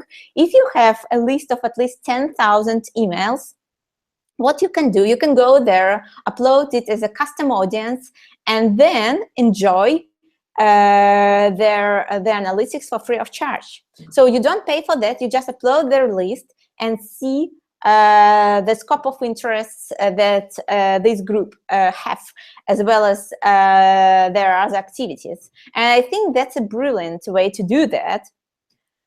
So moving further, if you're interested about your rivals or about your industry, what you can do, you can go to Follow Me Wrong. That's another one too, where you can see analytics about your, for instance, any Twitter followers' interests. So you put their Twitter handle and then you observe a massive amount of data. And for sure, for digital marketing world, I believe in Bound.org, and that's the #1 community right now. Besides, yeah, for sure, we have Reddit, Quora. But I think the most relevant one for me, it's inbound.org, where you can easily just go and search for members that, and then you can just investigate them, and you have, you know, real users, and that's great. So what you can do, you can select skills that are relevant to your niche. For instance, it might be analytics or email marketing, and see what kind of, I don't know, content they share as well, where they're based, whatever it is. So you can just go there and see real people, and that's amazing. And so another one approach that might be also interesting to use here, that's inside that you can find in SimilarWeb. And so what I suggest here, go and put a big block, a big community in your niche, in your particular niche, and investigate what interests their audience has. So you can, well, you know, have also that kind of a view from that perspective. So well, you can gain this data. And the last one, that's, well, you know, I do that a lot, quite a lot, because I think if we have a desire, if we search something, that means we have an interest in that, and for sure we have a demand. So those two things really good in terms of investigation. And if you have a particular niche, what you can do, you can go to any keyword tool. Here is a SEMrush keyword tool, and I'll explain why I want to share this one particular one, because you know that we have a lot of different tools, well, including the Google's ones. What I love here is about categorization. So you can see that you have the group of keywords that are categorized by the most common keywords that SEMrush filter out in this easy to use menu. So that's why I prefer here SEMrush. So at that point, you know your audience and what kind of content they want to consume. But you need to get as much visibility as you could. That's why you need to analyze the most shareable and linkable content, and for sure in your niche. But it's not so straightforward, what I can say. If you don't know how to deliver that, it may take a lot of time. But I'm here to show you everything and save your time right now. So how you can find out the most shareable and linkable content at once. Let's see. But before that, let me tell you that the most shareable content doesn't equal to the most linkable. You probably don't believe me. You think I'm kidding or something like that. Might be, but I have some numbers and stats behind my statement. So I want to show you that. So for instance, Basuma and Moss, they cooperated in order to receive a research about the correlation between links and shares. And here, as you can see, so the correlation is really low. Sometimes it's just, it's like so low that it might not be. So while, for instance, in B2B content, you see like, you know, kind of a bigger correlation than any others researched industries. But let me show you another one example that's going to, well, be more straightforward and point out the problem. So here is the most content performance. So just to let you know, the average number of social shares, it's beyond 3,000, and average number of referring domains, it's, well, in around 70. So you see, so I just exported all the articles that were published on Moz blog for the last 12 months. And so I added here a column with total shares that I took from Basuma, and there are the one with the number of referring domains. So as you can see, for instance, some of really viral pieces, they are not link worthy. And so in the opposite side, some pieces that don't have the same level of the same number of social shares, it shows a high number of links. So right now, I believe it's more or less proven by data, and so we can go back to the point where we need to figure out those content. So here is a couple of tools to use to get this data really fast. So first of all, you need Basuma. As I've already mentioned, I was using Basuma in order to get those articles. So you put a blog that you wanted to investigate. You get the list, then you go to Hrefs, and so, well, for sure you can go to Majestic as well, but I'm not certain whether they have the same data in terms of top pages, but I believe they should have, why not? So here are, like, you know, that's my personal preference. So I go to Hrefs, and then I go to top pages over there by links. And I export so this data, and what I do, I just match those two data sets from Basuma and Hrefs in a spreadsheet. But you know, sometimes you have a particular list of URLs, or you don't want to work in Excel, then you have an option theorem. So you can just put some particular URLs, and it's Href batch analysis tool, and I love it. I use it pretty a lot. It's speeding up the processes and giving you a really good amount of data in a few clicks. So basically, you put their URLs, and you click Start Analysis and get the list, which you can export as well. So here, as you know, you have a bunch of options. Especially, it makes sense when you have a big domain. Like, I don't know, at some point you might want to analyze Forbes.com, which, well, you know, has a lot of articles, and so in that case it will be hard to export everything. So you want to select a particular pages to analyze. So that might be a case for this as well, to use this. So moving further, I would say that still, even if you were careful in terms of proceeding all those stages, so you delivered everything, without outreach, nothing will work.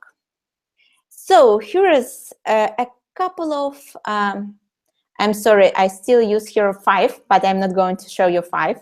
I was considering about 5 and didn't remove it, but still that will be enough hacks, what I can say. So I will show how you can increase the effectiveness of your outreach throughout involving experts, digital marketing tools, and sharing your content on the relevant communities. So, first of all, experts. So what I can say here, we've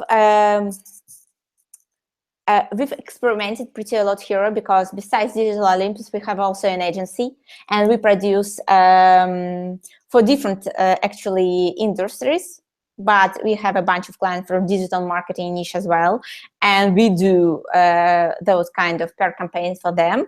And we've been experimenting quite a lot with experts and involving them in different ways, and I'll show how. So talking about digital marketing tools, I feel relatively the same. We were like, you know, for my personal needs, I cooperate a lot with tools as well. Sometimes it's really effective, sometimes not so good as I've supposed to. And so, well, you know, without sharing your content on the relevant communities, I don't believe it's going to be so good as it can be, as it could be. So working with the experts, here is an example of a content where we did something, so where we involved experts. So what we did, first we crunched numbers. So we put together solid research, and then we thought like, okay, we have a research and we are more or less, it's structured, it has some insights, but how can we do, well, how can we enforce it? So how about involving experts? So what we did two things simultaneously. We asked for a quote. That's the simple way of doing that. So if you don't have time, you still can ask for a quote, but we thought that, okay, what else we can do here? And we thought, okay, how about asking the same questions that we've, you know, kind of researched, that we researched in our content. And we did a small survey and distributed it across experts. And so, as I remember, we involved a bit more than 50 experts. And so what I believe, it helps. So experts were like, you know, the number of referring domain, that was a natural one. We weren't doing a lot of outreach. So the majority of those referring domains were reached because of those experts, because they put links to our research in their content on their websites. And that was like really, really nice. So we thought like, okay, that works. And that's what I want to share with you. That's what you can use as well. So talking about involving digital marketers, I do it a lot, but I thought about why not to talk about Brian Dean case. So I'm sure you're familiar with that guy, and he's super smart and nice. And so what I think here is like, you know, a really good example of how he intelligently combined various tools in order to receive more publicity and for sure links and social shares. And here is, for instance, the top content from backlink website. And as you can see, this one research, it's on the 5th place, but it was published a couple of months ago. And so as you can see, it works. It works perfectly. So it's like, you know, in some case, it's performing relatively the same as the old content that was have been getting links for the last 3 to, I don't know, 4 years. And so talking about communities, I want to touch here inbound.org. So here is what we found so far, that it's much better to share on inbound.org, not your a link straightforward to your content. That's what you can do. That's an option. You just put a link there and try to upvote it and outreach it, which makes sense as well, for sure. But if you're interested more in publicity and for sure in traffic as well, because believe me, I'll show you'll get the traffic as well. What you can do, you can streamline a discussion. So you put the results of your content. Well, in that case, that's a data-driven piece. And for sure, I added in the end of this of this discussion the link to a content, a link to content. But the idea behind it was, to start a conversation and ask people to join the conversation rather than upvoting it. And so I think we've been that's it was performing pretty good. So that's, you see the results. We were able to get around 50 comments, and so that's a fairly good result for inbound.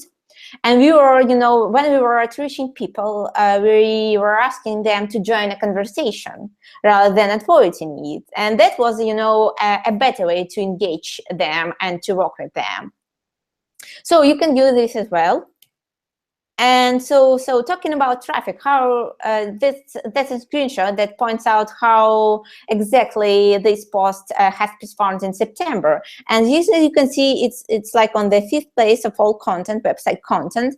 And so what else you can see from here, what else I can tell you, it has gained so far 2% of the total number of unique visitors or the whole website, and I think that's pretty good. So what we've done so far, we went through some processes, and what I believe that should help you build a solid content that will be appreciated by digital marketing industry, and even for the most so for those who are really picky in terms of consuming their content. If you know what they wanna, then you are not going to produce something that is going to waste your time and money. So research your audience, so learn exactly what they want to read and share, and based also enforce it with a data-driven approach. So research provides in-depth analysis. So it's better to say, I believe, deliver in-depth analysis of the most linkable and shareable content, and deliver outreach. Don't forget about outreach. And by this, your content will be lovable, shareable. You will get a sufficient number of links and enough publicity. So thank you very much. And so here is like, I do it time to time. So I want to share with you, if you are interested, 1 hour of consulting. So what you need to email me, and the first 5 people will get this 1 hour, and I'll analyze your content for free.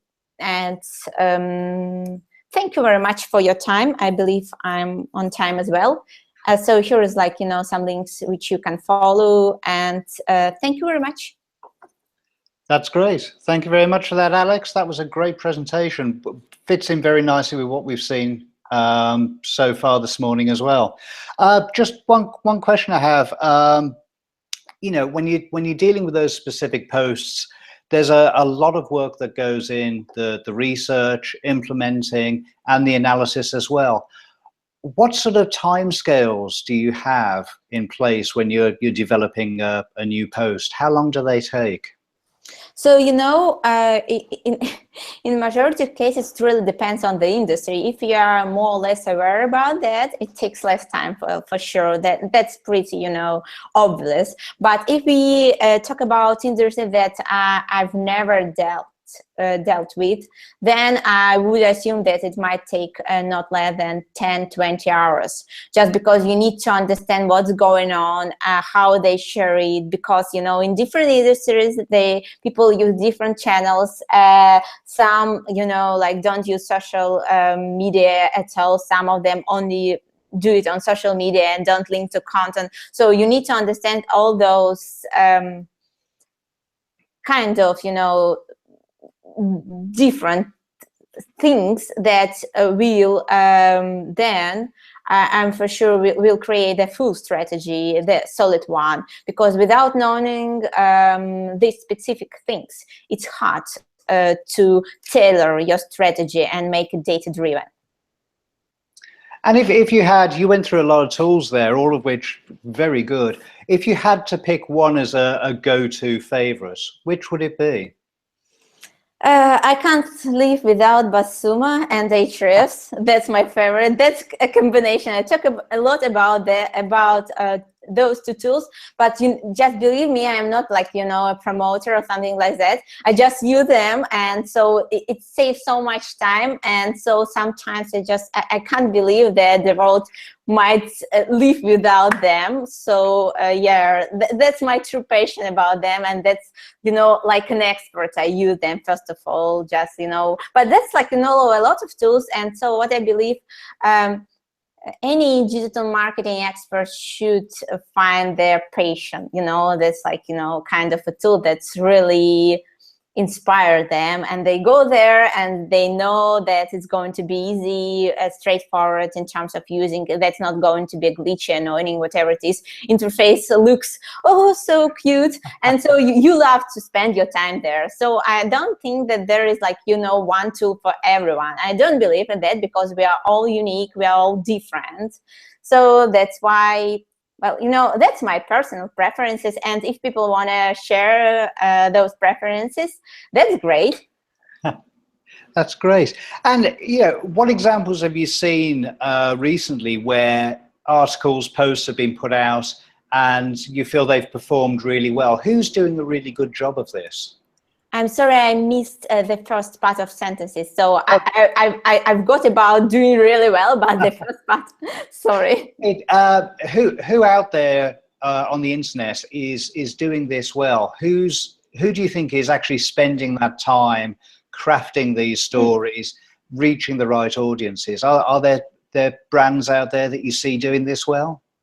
Well, I think there, being honest, now even in digital marketing world, there is plenty of those brands. There are plenty, yeah. So I see a lot of brands that follow those strategies, and they're fairly good in doing that. What I think about, you know, like, well, talking about well-known brands, it's not so interesting. So I try to recap some kind of rising stars here. And so I'm trying to recap something really interesting that I was reading. That's so much noise. The problem is that we are some kind of consuming so much different various content. Well, I only recap a story. Well, I'll try to, well, you know, that was like kind of a refreshing one. I remember the name of that guy because I have it on a Facebook, so I tell you what kind of content it was. Gotcha. So it's good that sometimes you're connected with the right people. So I noticed that was like kind of a standing out content, because it was a roundup, but it was produced not in a well-known way, because it was produced in a video content, and that was quite refreshing. So that guy, his name is Jesse McDonald, and he works in the Geek Powder Studios. And what he did, he reached out a cool perks, like, you know, so for instance, Rand Fishkin, Larry Kim, and some other names. And so then they did a solid video, just, you know, by kind of so like putting everything together. And that was quite interesting, because I've never heard about that digital agency, but it was like kind of the right way of getting publicity, because they took the old idea and reframed it. And that's another way to create a brilliant content. It's about reframing it. So when you're taking a well-known trend, and then you're somehow just adjusting it and changing it, so it's becoming a quite new one. Okay, that's interesting. I mean, one thing I found, we're just waiting for Cosmin to come online here. Yeah, I'm just wondering what's up with him. Can we okay, I looked at my colleague, because I thought she might be aware about, but that she had no idea as well. Well, it's just like interesting, but okay, it happens. Recently, there's been a lot of talk about Wall Street Journal. They're pushing out something like 1,200 articles every day. There's a lot of quantity going out there, and still they're maintaining, from what I hear, a good level of quality. Now, for the smaller businesses, they're not going to be able to do that sort of thing. How can those smaller agencies, businesses, get started producing this good quality content? Is there a quick way to build this content up? Oh, that's a really good question, because I know, well, you know, I'm in the same shoes because I'm also from a startup side. So while talking about Digital Olympus and my own agency as well, we are also in the same shoes here, and we have really limited resources. And so, well, I guess, well, you know, it's hard, especially if you are not on a content side. So likely for us, we are on a content side, so that's why we are somehow we are able to cope with that. Well, I'm sure that we are, well, you know, we have some other black spots, let's say, in our strategies, but here we are good enough. So whatever it is, I think that well, you know, if you any kind of content, it serves a particular need. So talking about SEO content, for instance, if you produce an SEO content for SEO needs, that might be relatively cheap content compared to, I don't know, like data-driven content, other kind of content I was talking about, then you should be sure that it's, in the end of the day, it has enough SEO visibility. So that's from one side. So it's like, you know, you're somehow boosting the number of links you're able to attract with, not, I don't know, like content strategies. You do something other technical SEO, whatever it is, I mean, like in terms of outreaching and getting those stuff done. But that's like, you know, you see like it's growing. But if you produce the content for the sake of the content, well, you know, believing that someone will somehow go to your website, and so like this person will convert. That's kind of, you know, a wrong strategy here, because there you need to produce a particular content in order to convert your visitors. For instance, it might be lead magnet or something like that. But on top of that, you need marketing automation, and that's costly, because you can't just, you know, say to those users who have recently downloaded your ebook, like, hey, dude, now you should buy my consultancy. And he's like, no. I shouldn't. Thank you. No, I shouldn't. I don't think so. Or I don't know, you need to buy our amazing services, our amazing product. Well, it's for sure, it depends on the price of the product. If your product costs $10, it might happen, just because, you know, we have different decision-making processes on different amount of money. And I would imagine that I could buy a tool for $10 without, you know, like thinking, oh, too much on the process, and just like, okay, let's try. But if you have, like, you know, if at least your product costs more than, let's say, $50, then it's hard. It's hard to convert from a content, and you need to produce a particular type of content.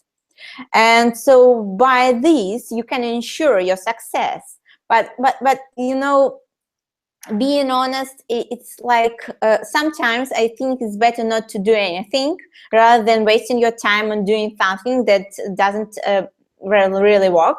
Like, for instance, I see some blogs that have, I don't know, like people, they somehow they feel a desire to do something in terms of their blogs, because everyone has blogs around them, and they start doing that, and they post, I don't know, once per month, maybe rarely, some kind of a useless content that no one wants to read, and even Google doesn't want to rank it well.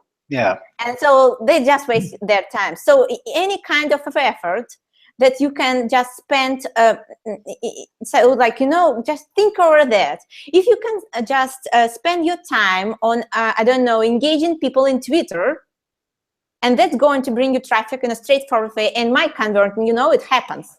It happens, it depends on your business model, but at least it's going to send you traffic back to your site.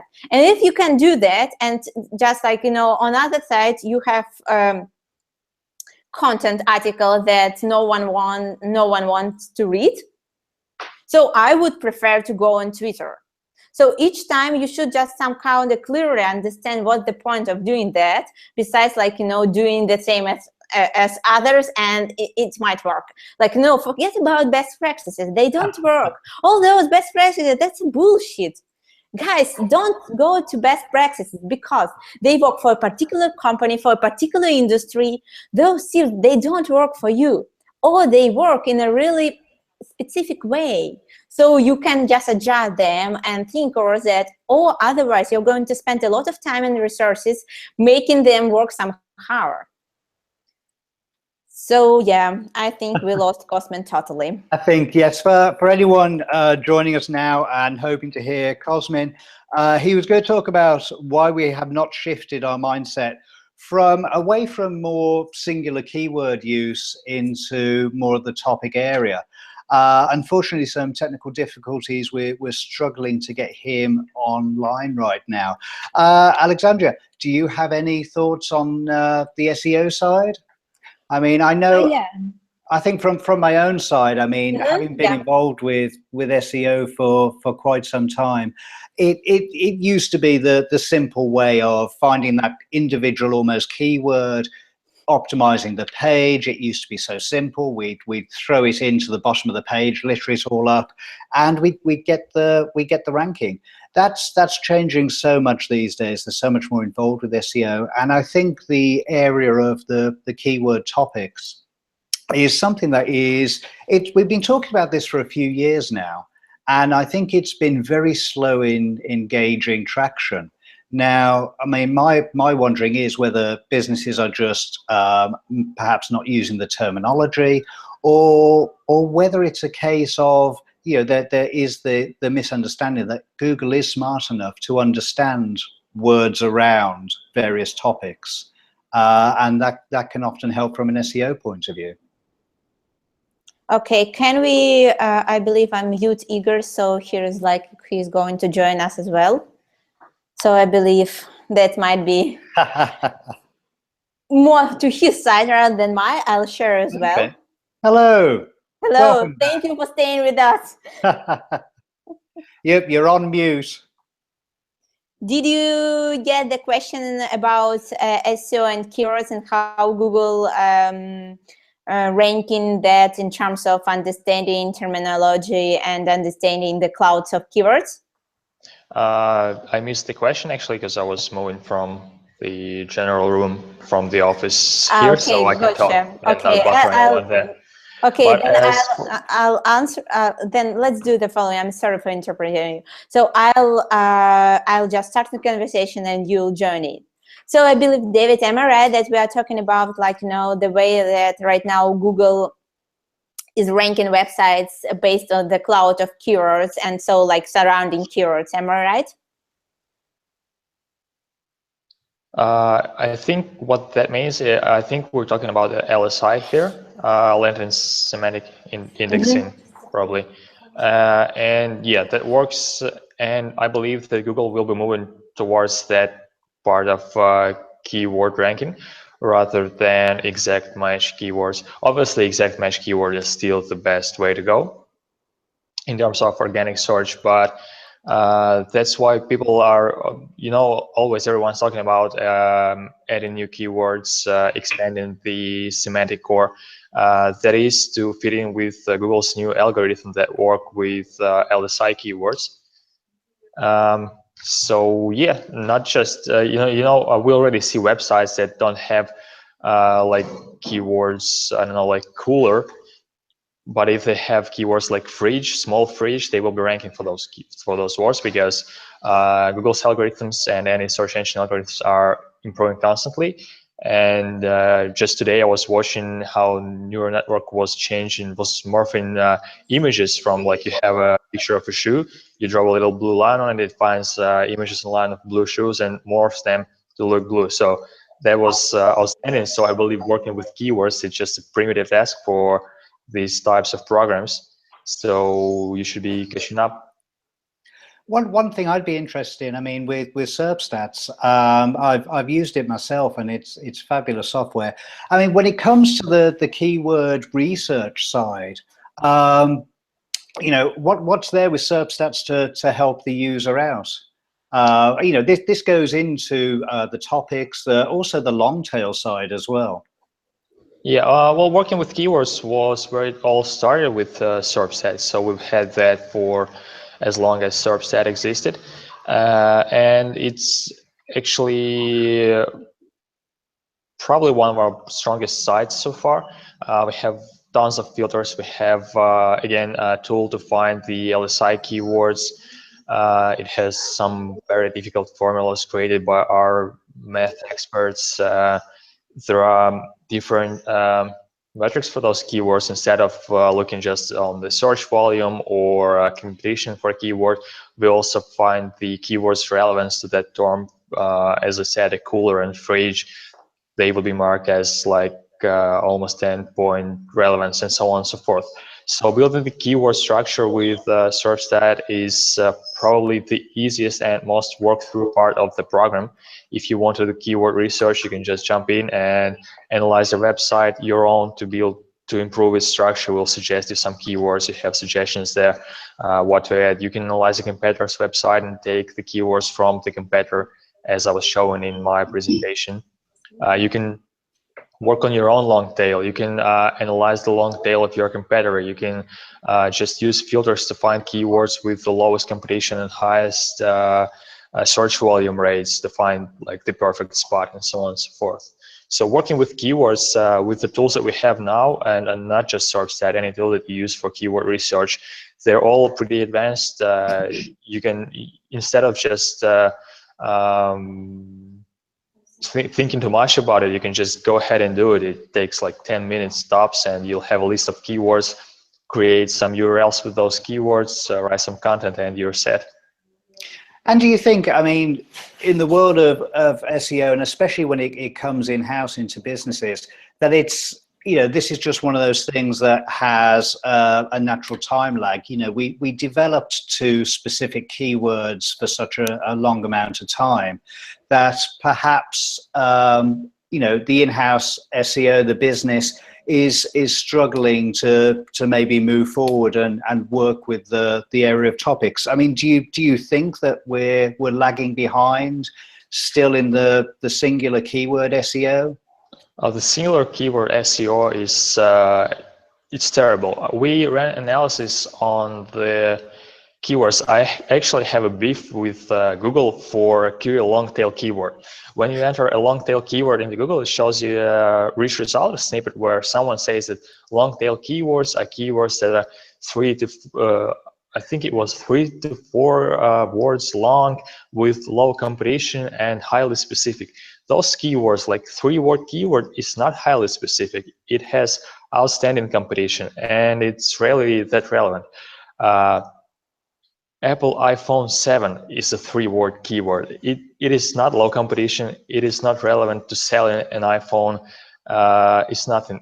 As for 1 word, the keyword like shoes, it means nothing. Yeah. Not for Google, not for your website, not for a user. No one in their right mind will use a keyword like shoes on Google to find anything other than a picture of a shoes. And that still is quite random, because people want to find a picture of shoes. They know exactly what shoes they want to see, so they will type in high heel shoes at least. So short keywords, it's great to rank for them. Google lists them as high search volume, but Google grouped the search volumes for keywords, and then I'll show ranges in the AdWords like 10,000 to 100,000, which is, take a guess, either it's 11,000 or if it's 99,000. We still, by the way, show the more precise search volumes, and the Google played in our hand. It's in our favor, because users now turn to tools like SERPstat to find search volumes.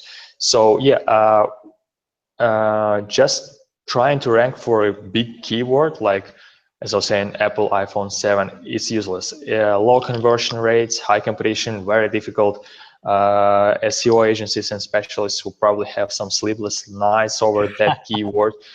because the boss of some big store will tell, I want to rank for Apple iPhone 7 at least third in organic results, and they will be praying to do that, instead of just taking like 10 keywords with smaller competition and probably the same search volume, actually, because I would rather search for buy an iPhone 7 online or buy iPhone 7 online delivery and city, something like that, rather than just searching for that unspecific, highly competitive keyword that doesn't convert well. I think, you know, a lot of this has come out of how we used to do search, and it used to be those singular keywords. But I think, yeah, I mean, the whole idea of topics, it's much more a question-based search from the users looking at topics. There are just so many pages and everything online that users understand that they won't find what they are looking for by typing in a simple query. So you probably won't find what you're looking for by typing in an iPhone 7, because you know that there will be probably 100 of pages that you'll have to go through until you find exactly what you're looking for. So people are more precise with their requests, and hence the keywords that are more precise are becoming more popular and more efficient and have better conversions. And I mean, while I've got you here, probably a good one is, what are your thoughts on what's happening with Google at the moment and the Penguin rollout? We actually didn't monitor that closely yet. I've read a few articles and posts from other experts, people saying that there was a big hit on the SERPs with images. Probably they are reworking that somehow. For us, any algorithm change is great, because when people realize that everything's changing with their ranking, they need more analytics. So they go and use more tools like SERPstat. So we're always happy when something like that rolls out, because people need to monitor their position closely. They need to see if any of their keywords are now out of 10 or 100 positions and so on. We didn't analyze the changes in visibility yet. What we plan to, and we'll probably release some content on that, see how the visibility of top websites changed in light of Penguin update. And, you know, just briefly, I think we're going to have Dan coming on very shortly. Do you have any thoughts on voice search? I mean, we're seeing with, of course, mobiles becoming more and more prevalent as a way of searching. But also on the desktop as well, we're seeing it start to come into a voice search area. I mean, have you had any thoughts on that? Yeah, I did a brief analysis in terms of I Googled the information about voice search and looked up what other people are publishing. And from what I understand so far, most of voice search queries are from mobile users, as you said. Most of them are information queries. So only interesting for content projects. If you are a retailer, I would not take that into consideration just yet. I would use that time to focus on regular search instead of voice search. As for informational websites like, I don't know, celebrity gossip website or something, or something about movies like Internet Movie Database, yeah, that is already a relevant thing. It's still probably like less than 1% of searches, because first of all, it's mobile, and mobile is less than desktop still, and second, it's voice, which is even less. So not too big, but it's probably better to take early on the voice search. Sounds like one to watch out for. Thank you very much, Igor. It's been great having you back online. Yeah. We're going to go over to Dan now. Just hearing now, we had some technical issues with Cosmin. His presentation will be rescheduled for 1 p.m. London time. So if you missed out on that, he can give you probably some better information than I did anyway on keyword topics. So here we have Dan joining us now. And Dan is going to discuss about automating outreach with social ads. So here we go. Yes, we have Dan online. Hello, Dan. Hello, how are you? Very well, thanks. The floor's all yours. Go for it. Thank you very much. All right, so we're discussing I think an attractive topic because I think link building is something people don't like to do. It's difficult, it feels like begging, and in this session we'll explore another option. Just a word of warning, we're not going to completely replace link building. I think manual outreach still has its place, but we're going to learn about an element, a layer you can add to your existing outreach efforts to make things a little bit smoother and to minimize human involvement. So we're going to jump into the presentation now, so I can show you how a layout of a typical campaign that I do may look like. So in simplified terms, we've got the content piece as our centerpiece, and naturally there's always an element of manual outreach, and we've got our correspondence, and we're hoping to receive some pickups, some media pickups through that manual outreach. Now we've got perhaps social ads running as well, and our own media like Twitter and other channels. And of course, there's those who are smart also run a remarketing campaign to give that content another chance to be picked up. So when I say pickups, I mean bloggers, journalists really getting intrigued by your content and writing about it and referencing it, perhaps through a citation or link and so forth. Now, if we go into a little bit more detail, we can see how an actual campaign may look like. So we've got two modes. This one in particular is a fully automated campaign, and this one here is combined with manual outreach. So we're just going to go over the two and explain the differences and how it might work. So we've got our content piece. We're assuming it's a great piece of content, and we believe it's going to be attractive. And our role now is to push it out there and make it known to the world, and hoping that it'll be talked about and linked to. So let's say we've got LinkedIn, Twitter, and Facebook as our selected platforms, and Reddit as well. So we're running ads, maybe split testing them to see which one is more effective. And we've got let's say a layer of content amplification through platforms like Taboola and Outbrain.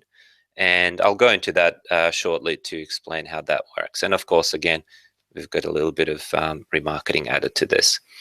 So this campaign actually involves no human as far as outreach process goes. We're hoping that the content is good enough to attract enough attention to itself and get picked up.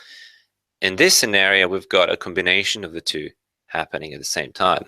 So while we're running LinkedIn, Twitter, and Facebook ads for our content, and these ads are designed in a very specific way, we're not necessarily driving people towards a funnel or purchase channel. We're wanting them to be drawn towards our content and discuss it and share it and write about it. So while we're doing all these things, we've got a email campaign, reaching out via social channels. And another thing that some of you might find interesting is a customer match using email, something to look up after this presentation. So Google customer match.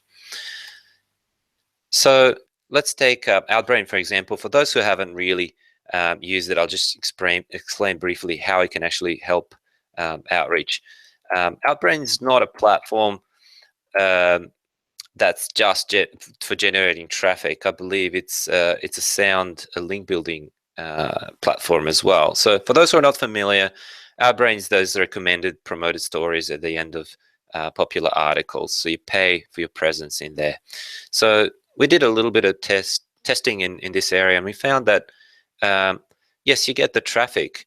So we did this test in January 2015, and we found that during this period where we actually brought Outbrain traffic to the site, to a particular article, we actually did get some organic link pickups, which is an interesting situation because we paid money for Outbrain and sent people to the site, and then they chose to link to our content. So let's see how that looked like.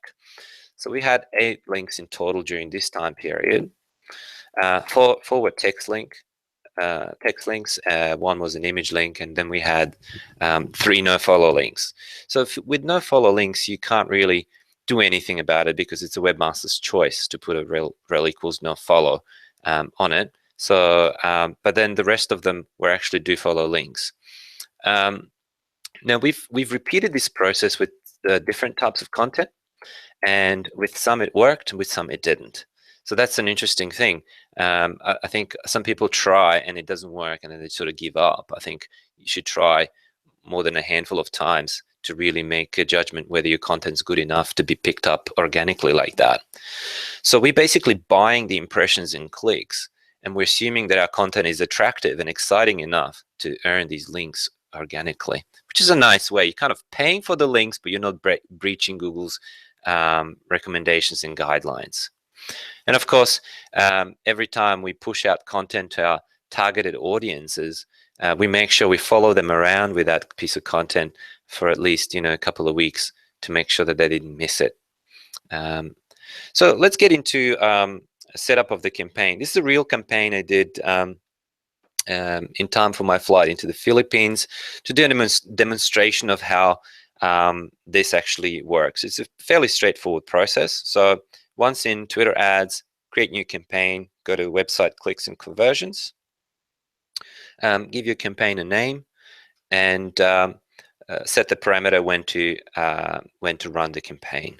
So once you set the country that you wish to target, you're going to get a very broad audience, which is not what you're looking for in this case. So again, I think it's worth explaining that we're not really sending millions of people to our site now. We're hoping to get links. We're hoping to get mentions in the media. We're hoping for PR. So targeting an entire country is not necessarily what we want to do in this case. So we're in a business of narrowing the ads to the point where we're targeting only a handful of people. So the next step is to go into Audience Manager and create your audience list. And this is an exciting part. I think not enough people actually use this, and it's a brilliant tool for targeting narrow audiences. So we've got a feature here that allows you to upload your own list of people. So in this case, I've selected Twitter usernames, and I can simply upload it as a CSV file. And my source of Twitter handles and emails for targeting purposes is Meltwater, but you can compile your list from other sources, and you can do it manually even by harvesting search results. So Meltwater is my preferred database. So in this instance, I've exported all the journalists I wanted and found all their Twitter handles, all their Twitter usernames. With this, I've cleaned my database up a little bit, removed duplicates, white spaces, and so forth, and uploaded everything in Twitter. In case you're missing a database like this, you can actually go and do manual scraping and manual search. It just requires a little bit of work to prepare all this data. So you have a good starting point to understand what are the local newspapers that you wish to target, who are the journalists. So LinkedIn is a great source of information there. You can find these specific journalists that you wish to target and discover their Twitter usernames. If you go to specific newspapers Twitter account, you'll find that these people actually follow their own journalists often, and that's a good source of information for you, and lists as well. And often they have their own journalists in the list. It's kind of like a curated targeting list for you already. So you can also search Twitter using advanced Twitter search, finding journalists within a country or area of your targeting. So as I mentioned earlier, you can also use scraping of Google to find these type of results and information. So site twitter.com journalist Philippines in this case, and I use site twitter.com Philippine Daily Inquirer journalist. One searches broader information and one targets one specific paper. So once you load up your information, we're going back to Twitter ads now, creating custom audiences. Once you load up your list, Twitter will need to check to see if there's enough active accounts in there. So once it's approved, it'll show up as ready, and you're actually ready to start using this list in your campaign. So we're ready to actually kick off our campaign. And here's how it looks like. So you hit browse your tailored audiences. You pick the one you've uploaded and that's been processed and approved. And here's a very important step: untick expand reach by targeting similar users. You can do this while running ads for different purposes, but if you're really just trying to target the very specific group of people, then you don't want to expand this in some circumstances. If you're wanting to spend a little bit extra money, you can leave this option ticked. Of course, set your daily budget and a maximum budget. And what we're seeing now is that our potential audience is very, very low. So this may seem like a bad thing, but this is exactly what we wanted to do. We didn't want to target thousands of people. We wanted to target as few people as possible, because we don't want to make this campaign very expensive for us. So structuring an ad and a piece of content to look very exciting, very interesting. And here's the impressions and clicks and engagement that are starting to pour in. In some cases, and here's a little pro tip: before you start targeting journalists, you can actually boost the look and feel of your ads by targeting it very broadly. So you can release the gate to the entire demographic, the entire country, and get the comments, get the retweets, get the discussion going, and then lock it up, save your budget for journalists and bloggers only. And that way, when they land on the ad, which is a tweet in this case, promoted tweet, they'll see it's an exciting topic because there's a lot of people already liking, retweeting, and having a discussion about it. They're more likely to pick that up and write about it. So Twitter is my #1 choice in this case, primarily because of its targeting function and low marketing spend. But there are other options as well. LinkedIn has a fairly good campaign manager. They are a bit more expensive, I have to say that. But in case you don't have lists, and if you're a little bit lazy to collect all this data, you can simply narrow your audience down by the company that they work for, the job title, and the skills that they have. So that's kind of nice. It allows you to quickly create a very accurate campaign and run it similar to what we did with Twitter. So here's a campaign layout, a lot of data included, but in this case, you might want to use audience expansion, because in LinkedIn, in this case, we didn't use a specific list of emails. Facebook has a similar approach.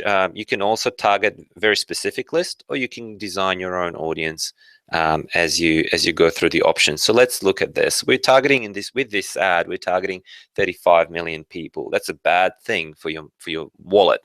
So what we want to do is browse into our demographics and look for people's workplace and job titles, and you can just start typing in, finding journalists, for example. And we're already down to 1,700 people. Now, again, Facebook is back in the red, thinking, oh, that's a bad thing if you're targeting very few people. But for us, that's, again, very good. We want to narrow this even further down. So we're hitting the button or link here called narrow audience. And we're adding an additional condition to our targeting for the ads by choosing employers. And here's what that Wikipedia list of newspapers, how it comes handy, because now we can start pasting those paper names in there and start targeting even narrow audience. So in this screenshot, we're down to 1,000 people, and estimated daily reach is 100 people, which is exactly what we wanted. So save and close and watch your campaign take off, which is always an exciting part. So a result of this is pickups in major newspapers, big brands tend to pick up this sort of stuff, but I think there's a condition of success for automated outreach campaign depends on the quality and quality of the content and how exciting it is and how timely it is and how well we've structured our targeting. So in this case, this was a result of the campaign that we did for the Philippines that was designed specifically to demonstrate how this smart targeting works. In this case, this was done for a client called Wimdu. We wanted to share the news how McDonald's is actually one of the most popular places to eat in Sydney. And these news were quite interesting and they were quite picked up in Business Insider and Yahoo Finance. So this one was a demo. This one's for accommodation place. Now, we often find a challenge is like, oh, I work for an accountant. It's a very boring topic. What do we do? It's a pretty dull industry and there's nothing exciting to write about. Through our micro-targeting, we managed to draw attention from some significant bloggers and journalists like Michael here, who wrote about a story that we published. We simply ran a survey within Australia to ascertain how many people cheat on their tax return. We've published the results, and he found that very interesting and shared it with the rest of his audience. This one is one of the international achievements we've made about what one country thinks of another, and this story was picked up by all major newspapers locally. So I think a lot of people go out there and chase links hoping to get those links, but I think this quote here sums it up quite nicely and says, don't waste your time chasing butterflies, mend your garden and the butterflies will come, because links are meant to be a byproduct of a quality content, not the other way around. So I think we've got a little bit of time for some bonus material, because I've illustrated some of the content qualities that we are after when doing micro-targeting like this and automating outreach. But let's just go into quickly how this is actually achieved. So my favorite platform to achieve this is actually Google Surveys. So creating a survey and targeting a specific population, and then I think one important thing for me is to select an open-ended survey, because I don't want people to select A, B, and C. I want them to type their response in. What that does, it gives you a little bit more work in processing all the data, but it gives you more genuine results. So in this case, we've targeted Australians, and we asked the question, what's the first thing that comes to mind when you think of the Philippines? And clearly we're targeting Filipino journalists here. We want them to publish that story. So you can also use some pre-qualifying question to qualify certain audiences, but keep in mind that will lift the price up if you do that. So in this case, for about $100, you'll get 1,000 responses, which is quite nice, and you can get a lot of data out of that. So once you do that, you can actually see a visualization of all the answers.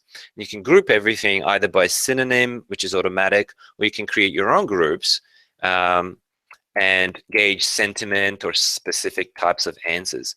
So in this case, I've grouped things by themes, and I've come up with a sentiment analysis for this particular case.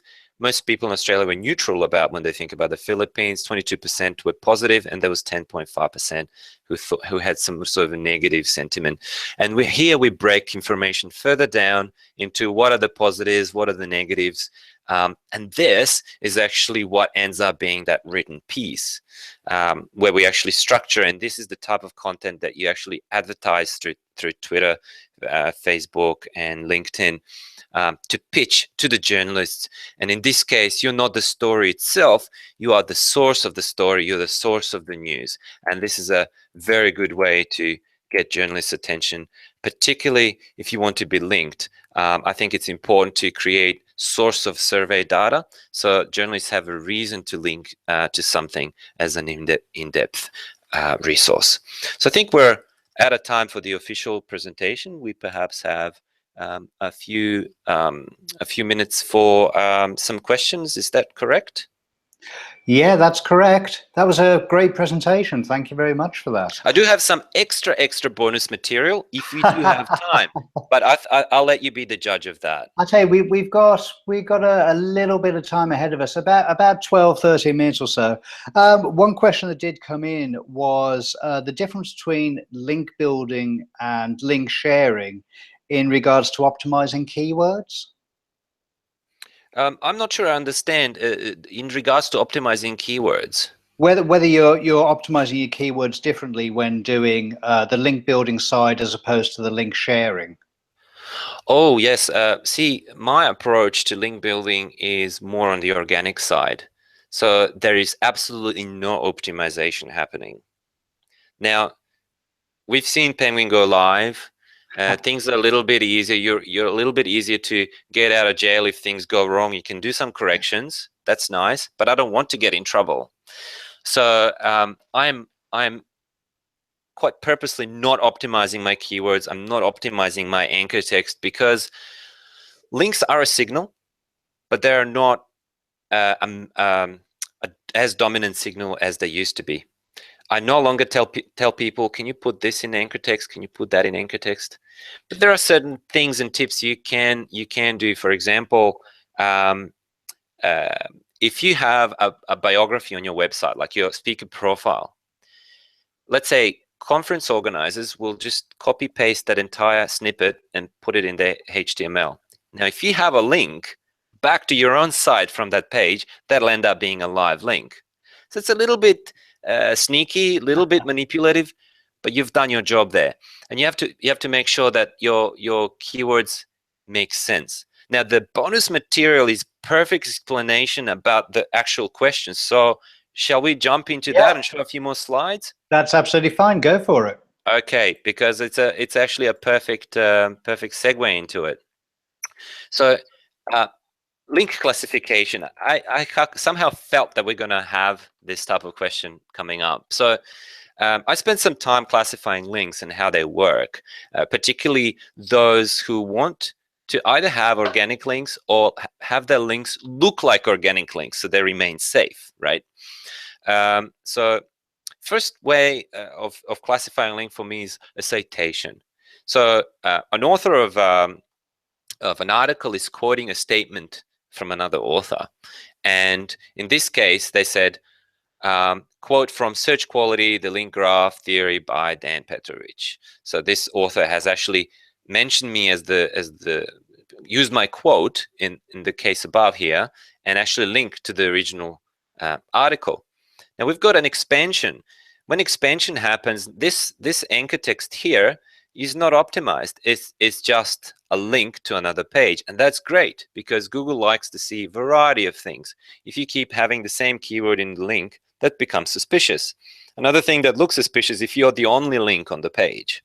Like, for example, you have an article and it's a guest post and there's no other links and you're the only link on that page. That looks suspicious, particularly if you're using rich anchor text. So in this case, the author is expanding the topic. They don't want to go in depth and explain what I've already explained. So they're sending their audience to another resource to get that background information. Identification. So people often link people's names or brands and link to the official website when they're crediting an author for something they've done and they're identifying a person or a brand or an entity. Proof. Somebody's writing a piece of content and they make a statement, they make a claim and they say it's true because here's why, here's the test. So it's kind of evidence of a statement supporting the statement that they're making. Another one is attribution, crediting original authors for their content. So for example, stealing somebody's images and then saying source image from such and such. Definition. Here's a list of different tools. So they're defining what a tool is and they're linking to the tool as part of that definitional context. Now we've got an example. AJ Con here is listing a number of people and this guy and that guy did something, right? So he's giving an example and linking out. So again, anchor text is a person or a brand or a tool, not necessarily something you want to rank for. In this case, Ross did a call to action element. So sometimes links exist simply to call for action. Another one that's quite natural on the web is a relationship. If you have a relationship with another business, in this case, we have a logo. We don't even have an actual optimized link. So why do links exist? To identify, to disclose a relationship, to define a concept. So it's often combined reasons, right? So I think this sums up quite nicely how links on the web exist and how they should look like. Now you can use this to do things organically, or if you're faking links, if you're still going out there and doing link outreach for the sake of links, well, this list that I just shared with you, you can use it as a little cheat sheet to make your links algorithm proof and penalty proof. If they look like that, if they're not suspicious, they won't be picked up.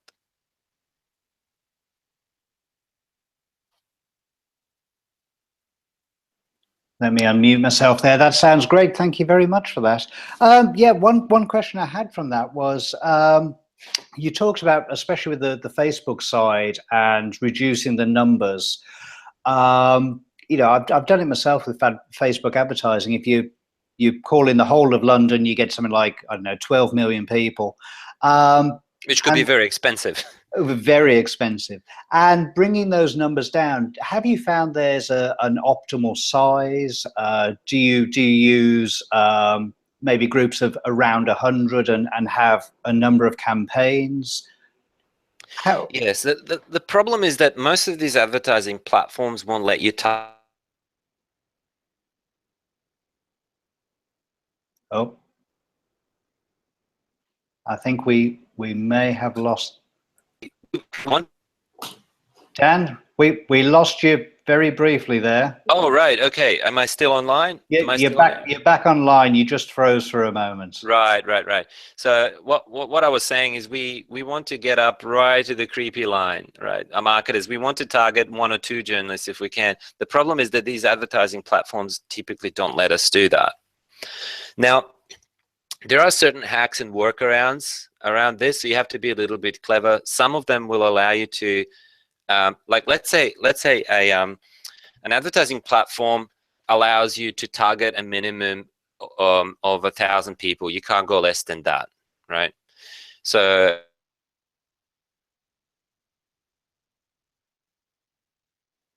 I think you're freezing a little bit there. Could you just go back about 10 seconds? Right. Okay. So how to target a single person. So we've got 1,000 people in there, and then our list is approved. We're allowed to run the ad. Now we've got 999 men and 1 woman. And then we select another condition, target only females. Sometimes it lets you through. So there are little tips and tricks. So the ideal sample for me would be to target simply a single journalist with a single ad with the right type of message that we want to target.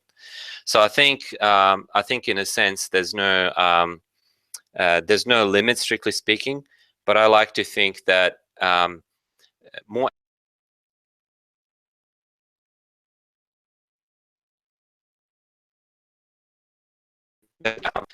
that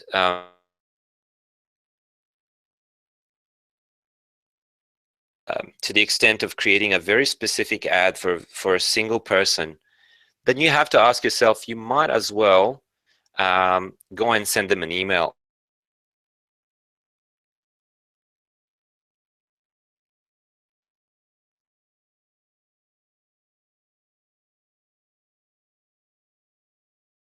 Tend to do is combine my approach like I mentioned earlier. So you can have manual outreach, you make a connection with the journalist, you discuss things, you pitch your content, and then as an aid, sort of as a supplementary outreach system, you follow them around with ads a little bit, just in case they've forgotten about you. Okay, it looks like David has dropped out of the call, so I think it's time for me is up anyway. So I might jump out and it was great to have the opportunity to be in this chat, guys, and hopefully we chat again. Thank you.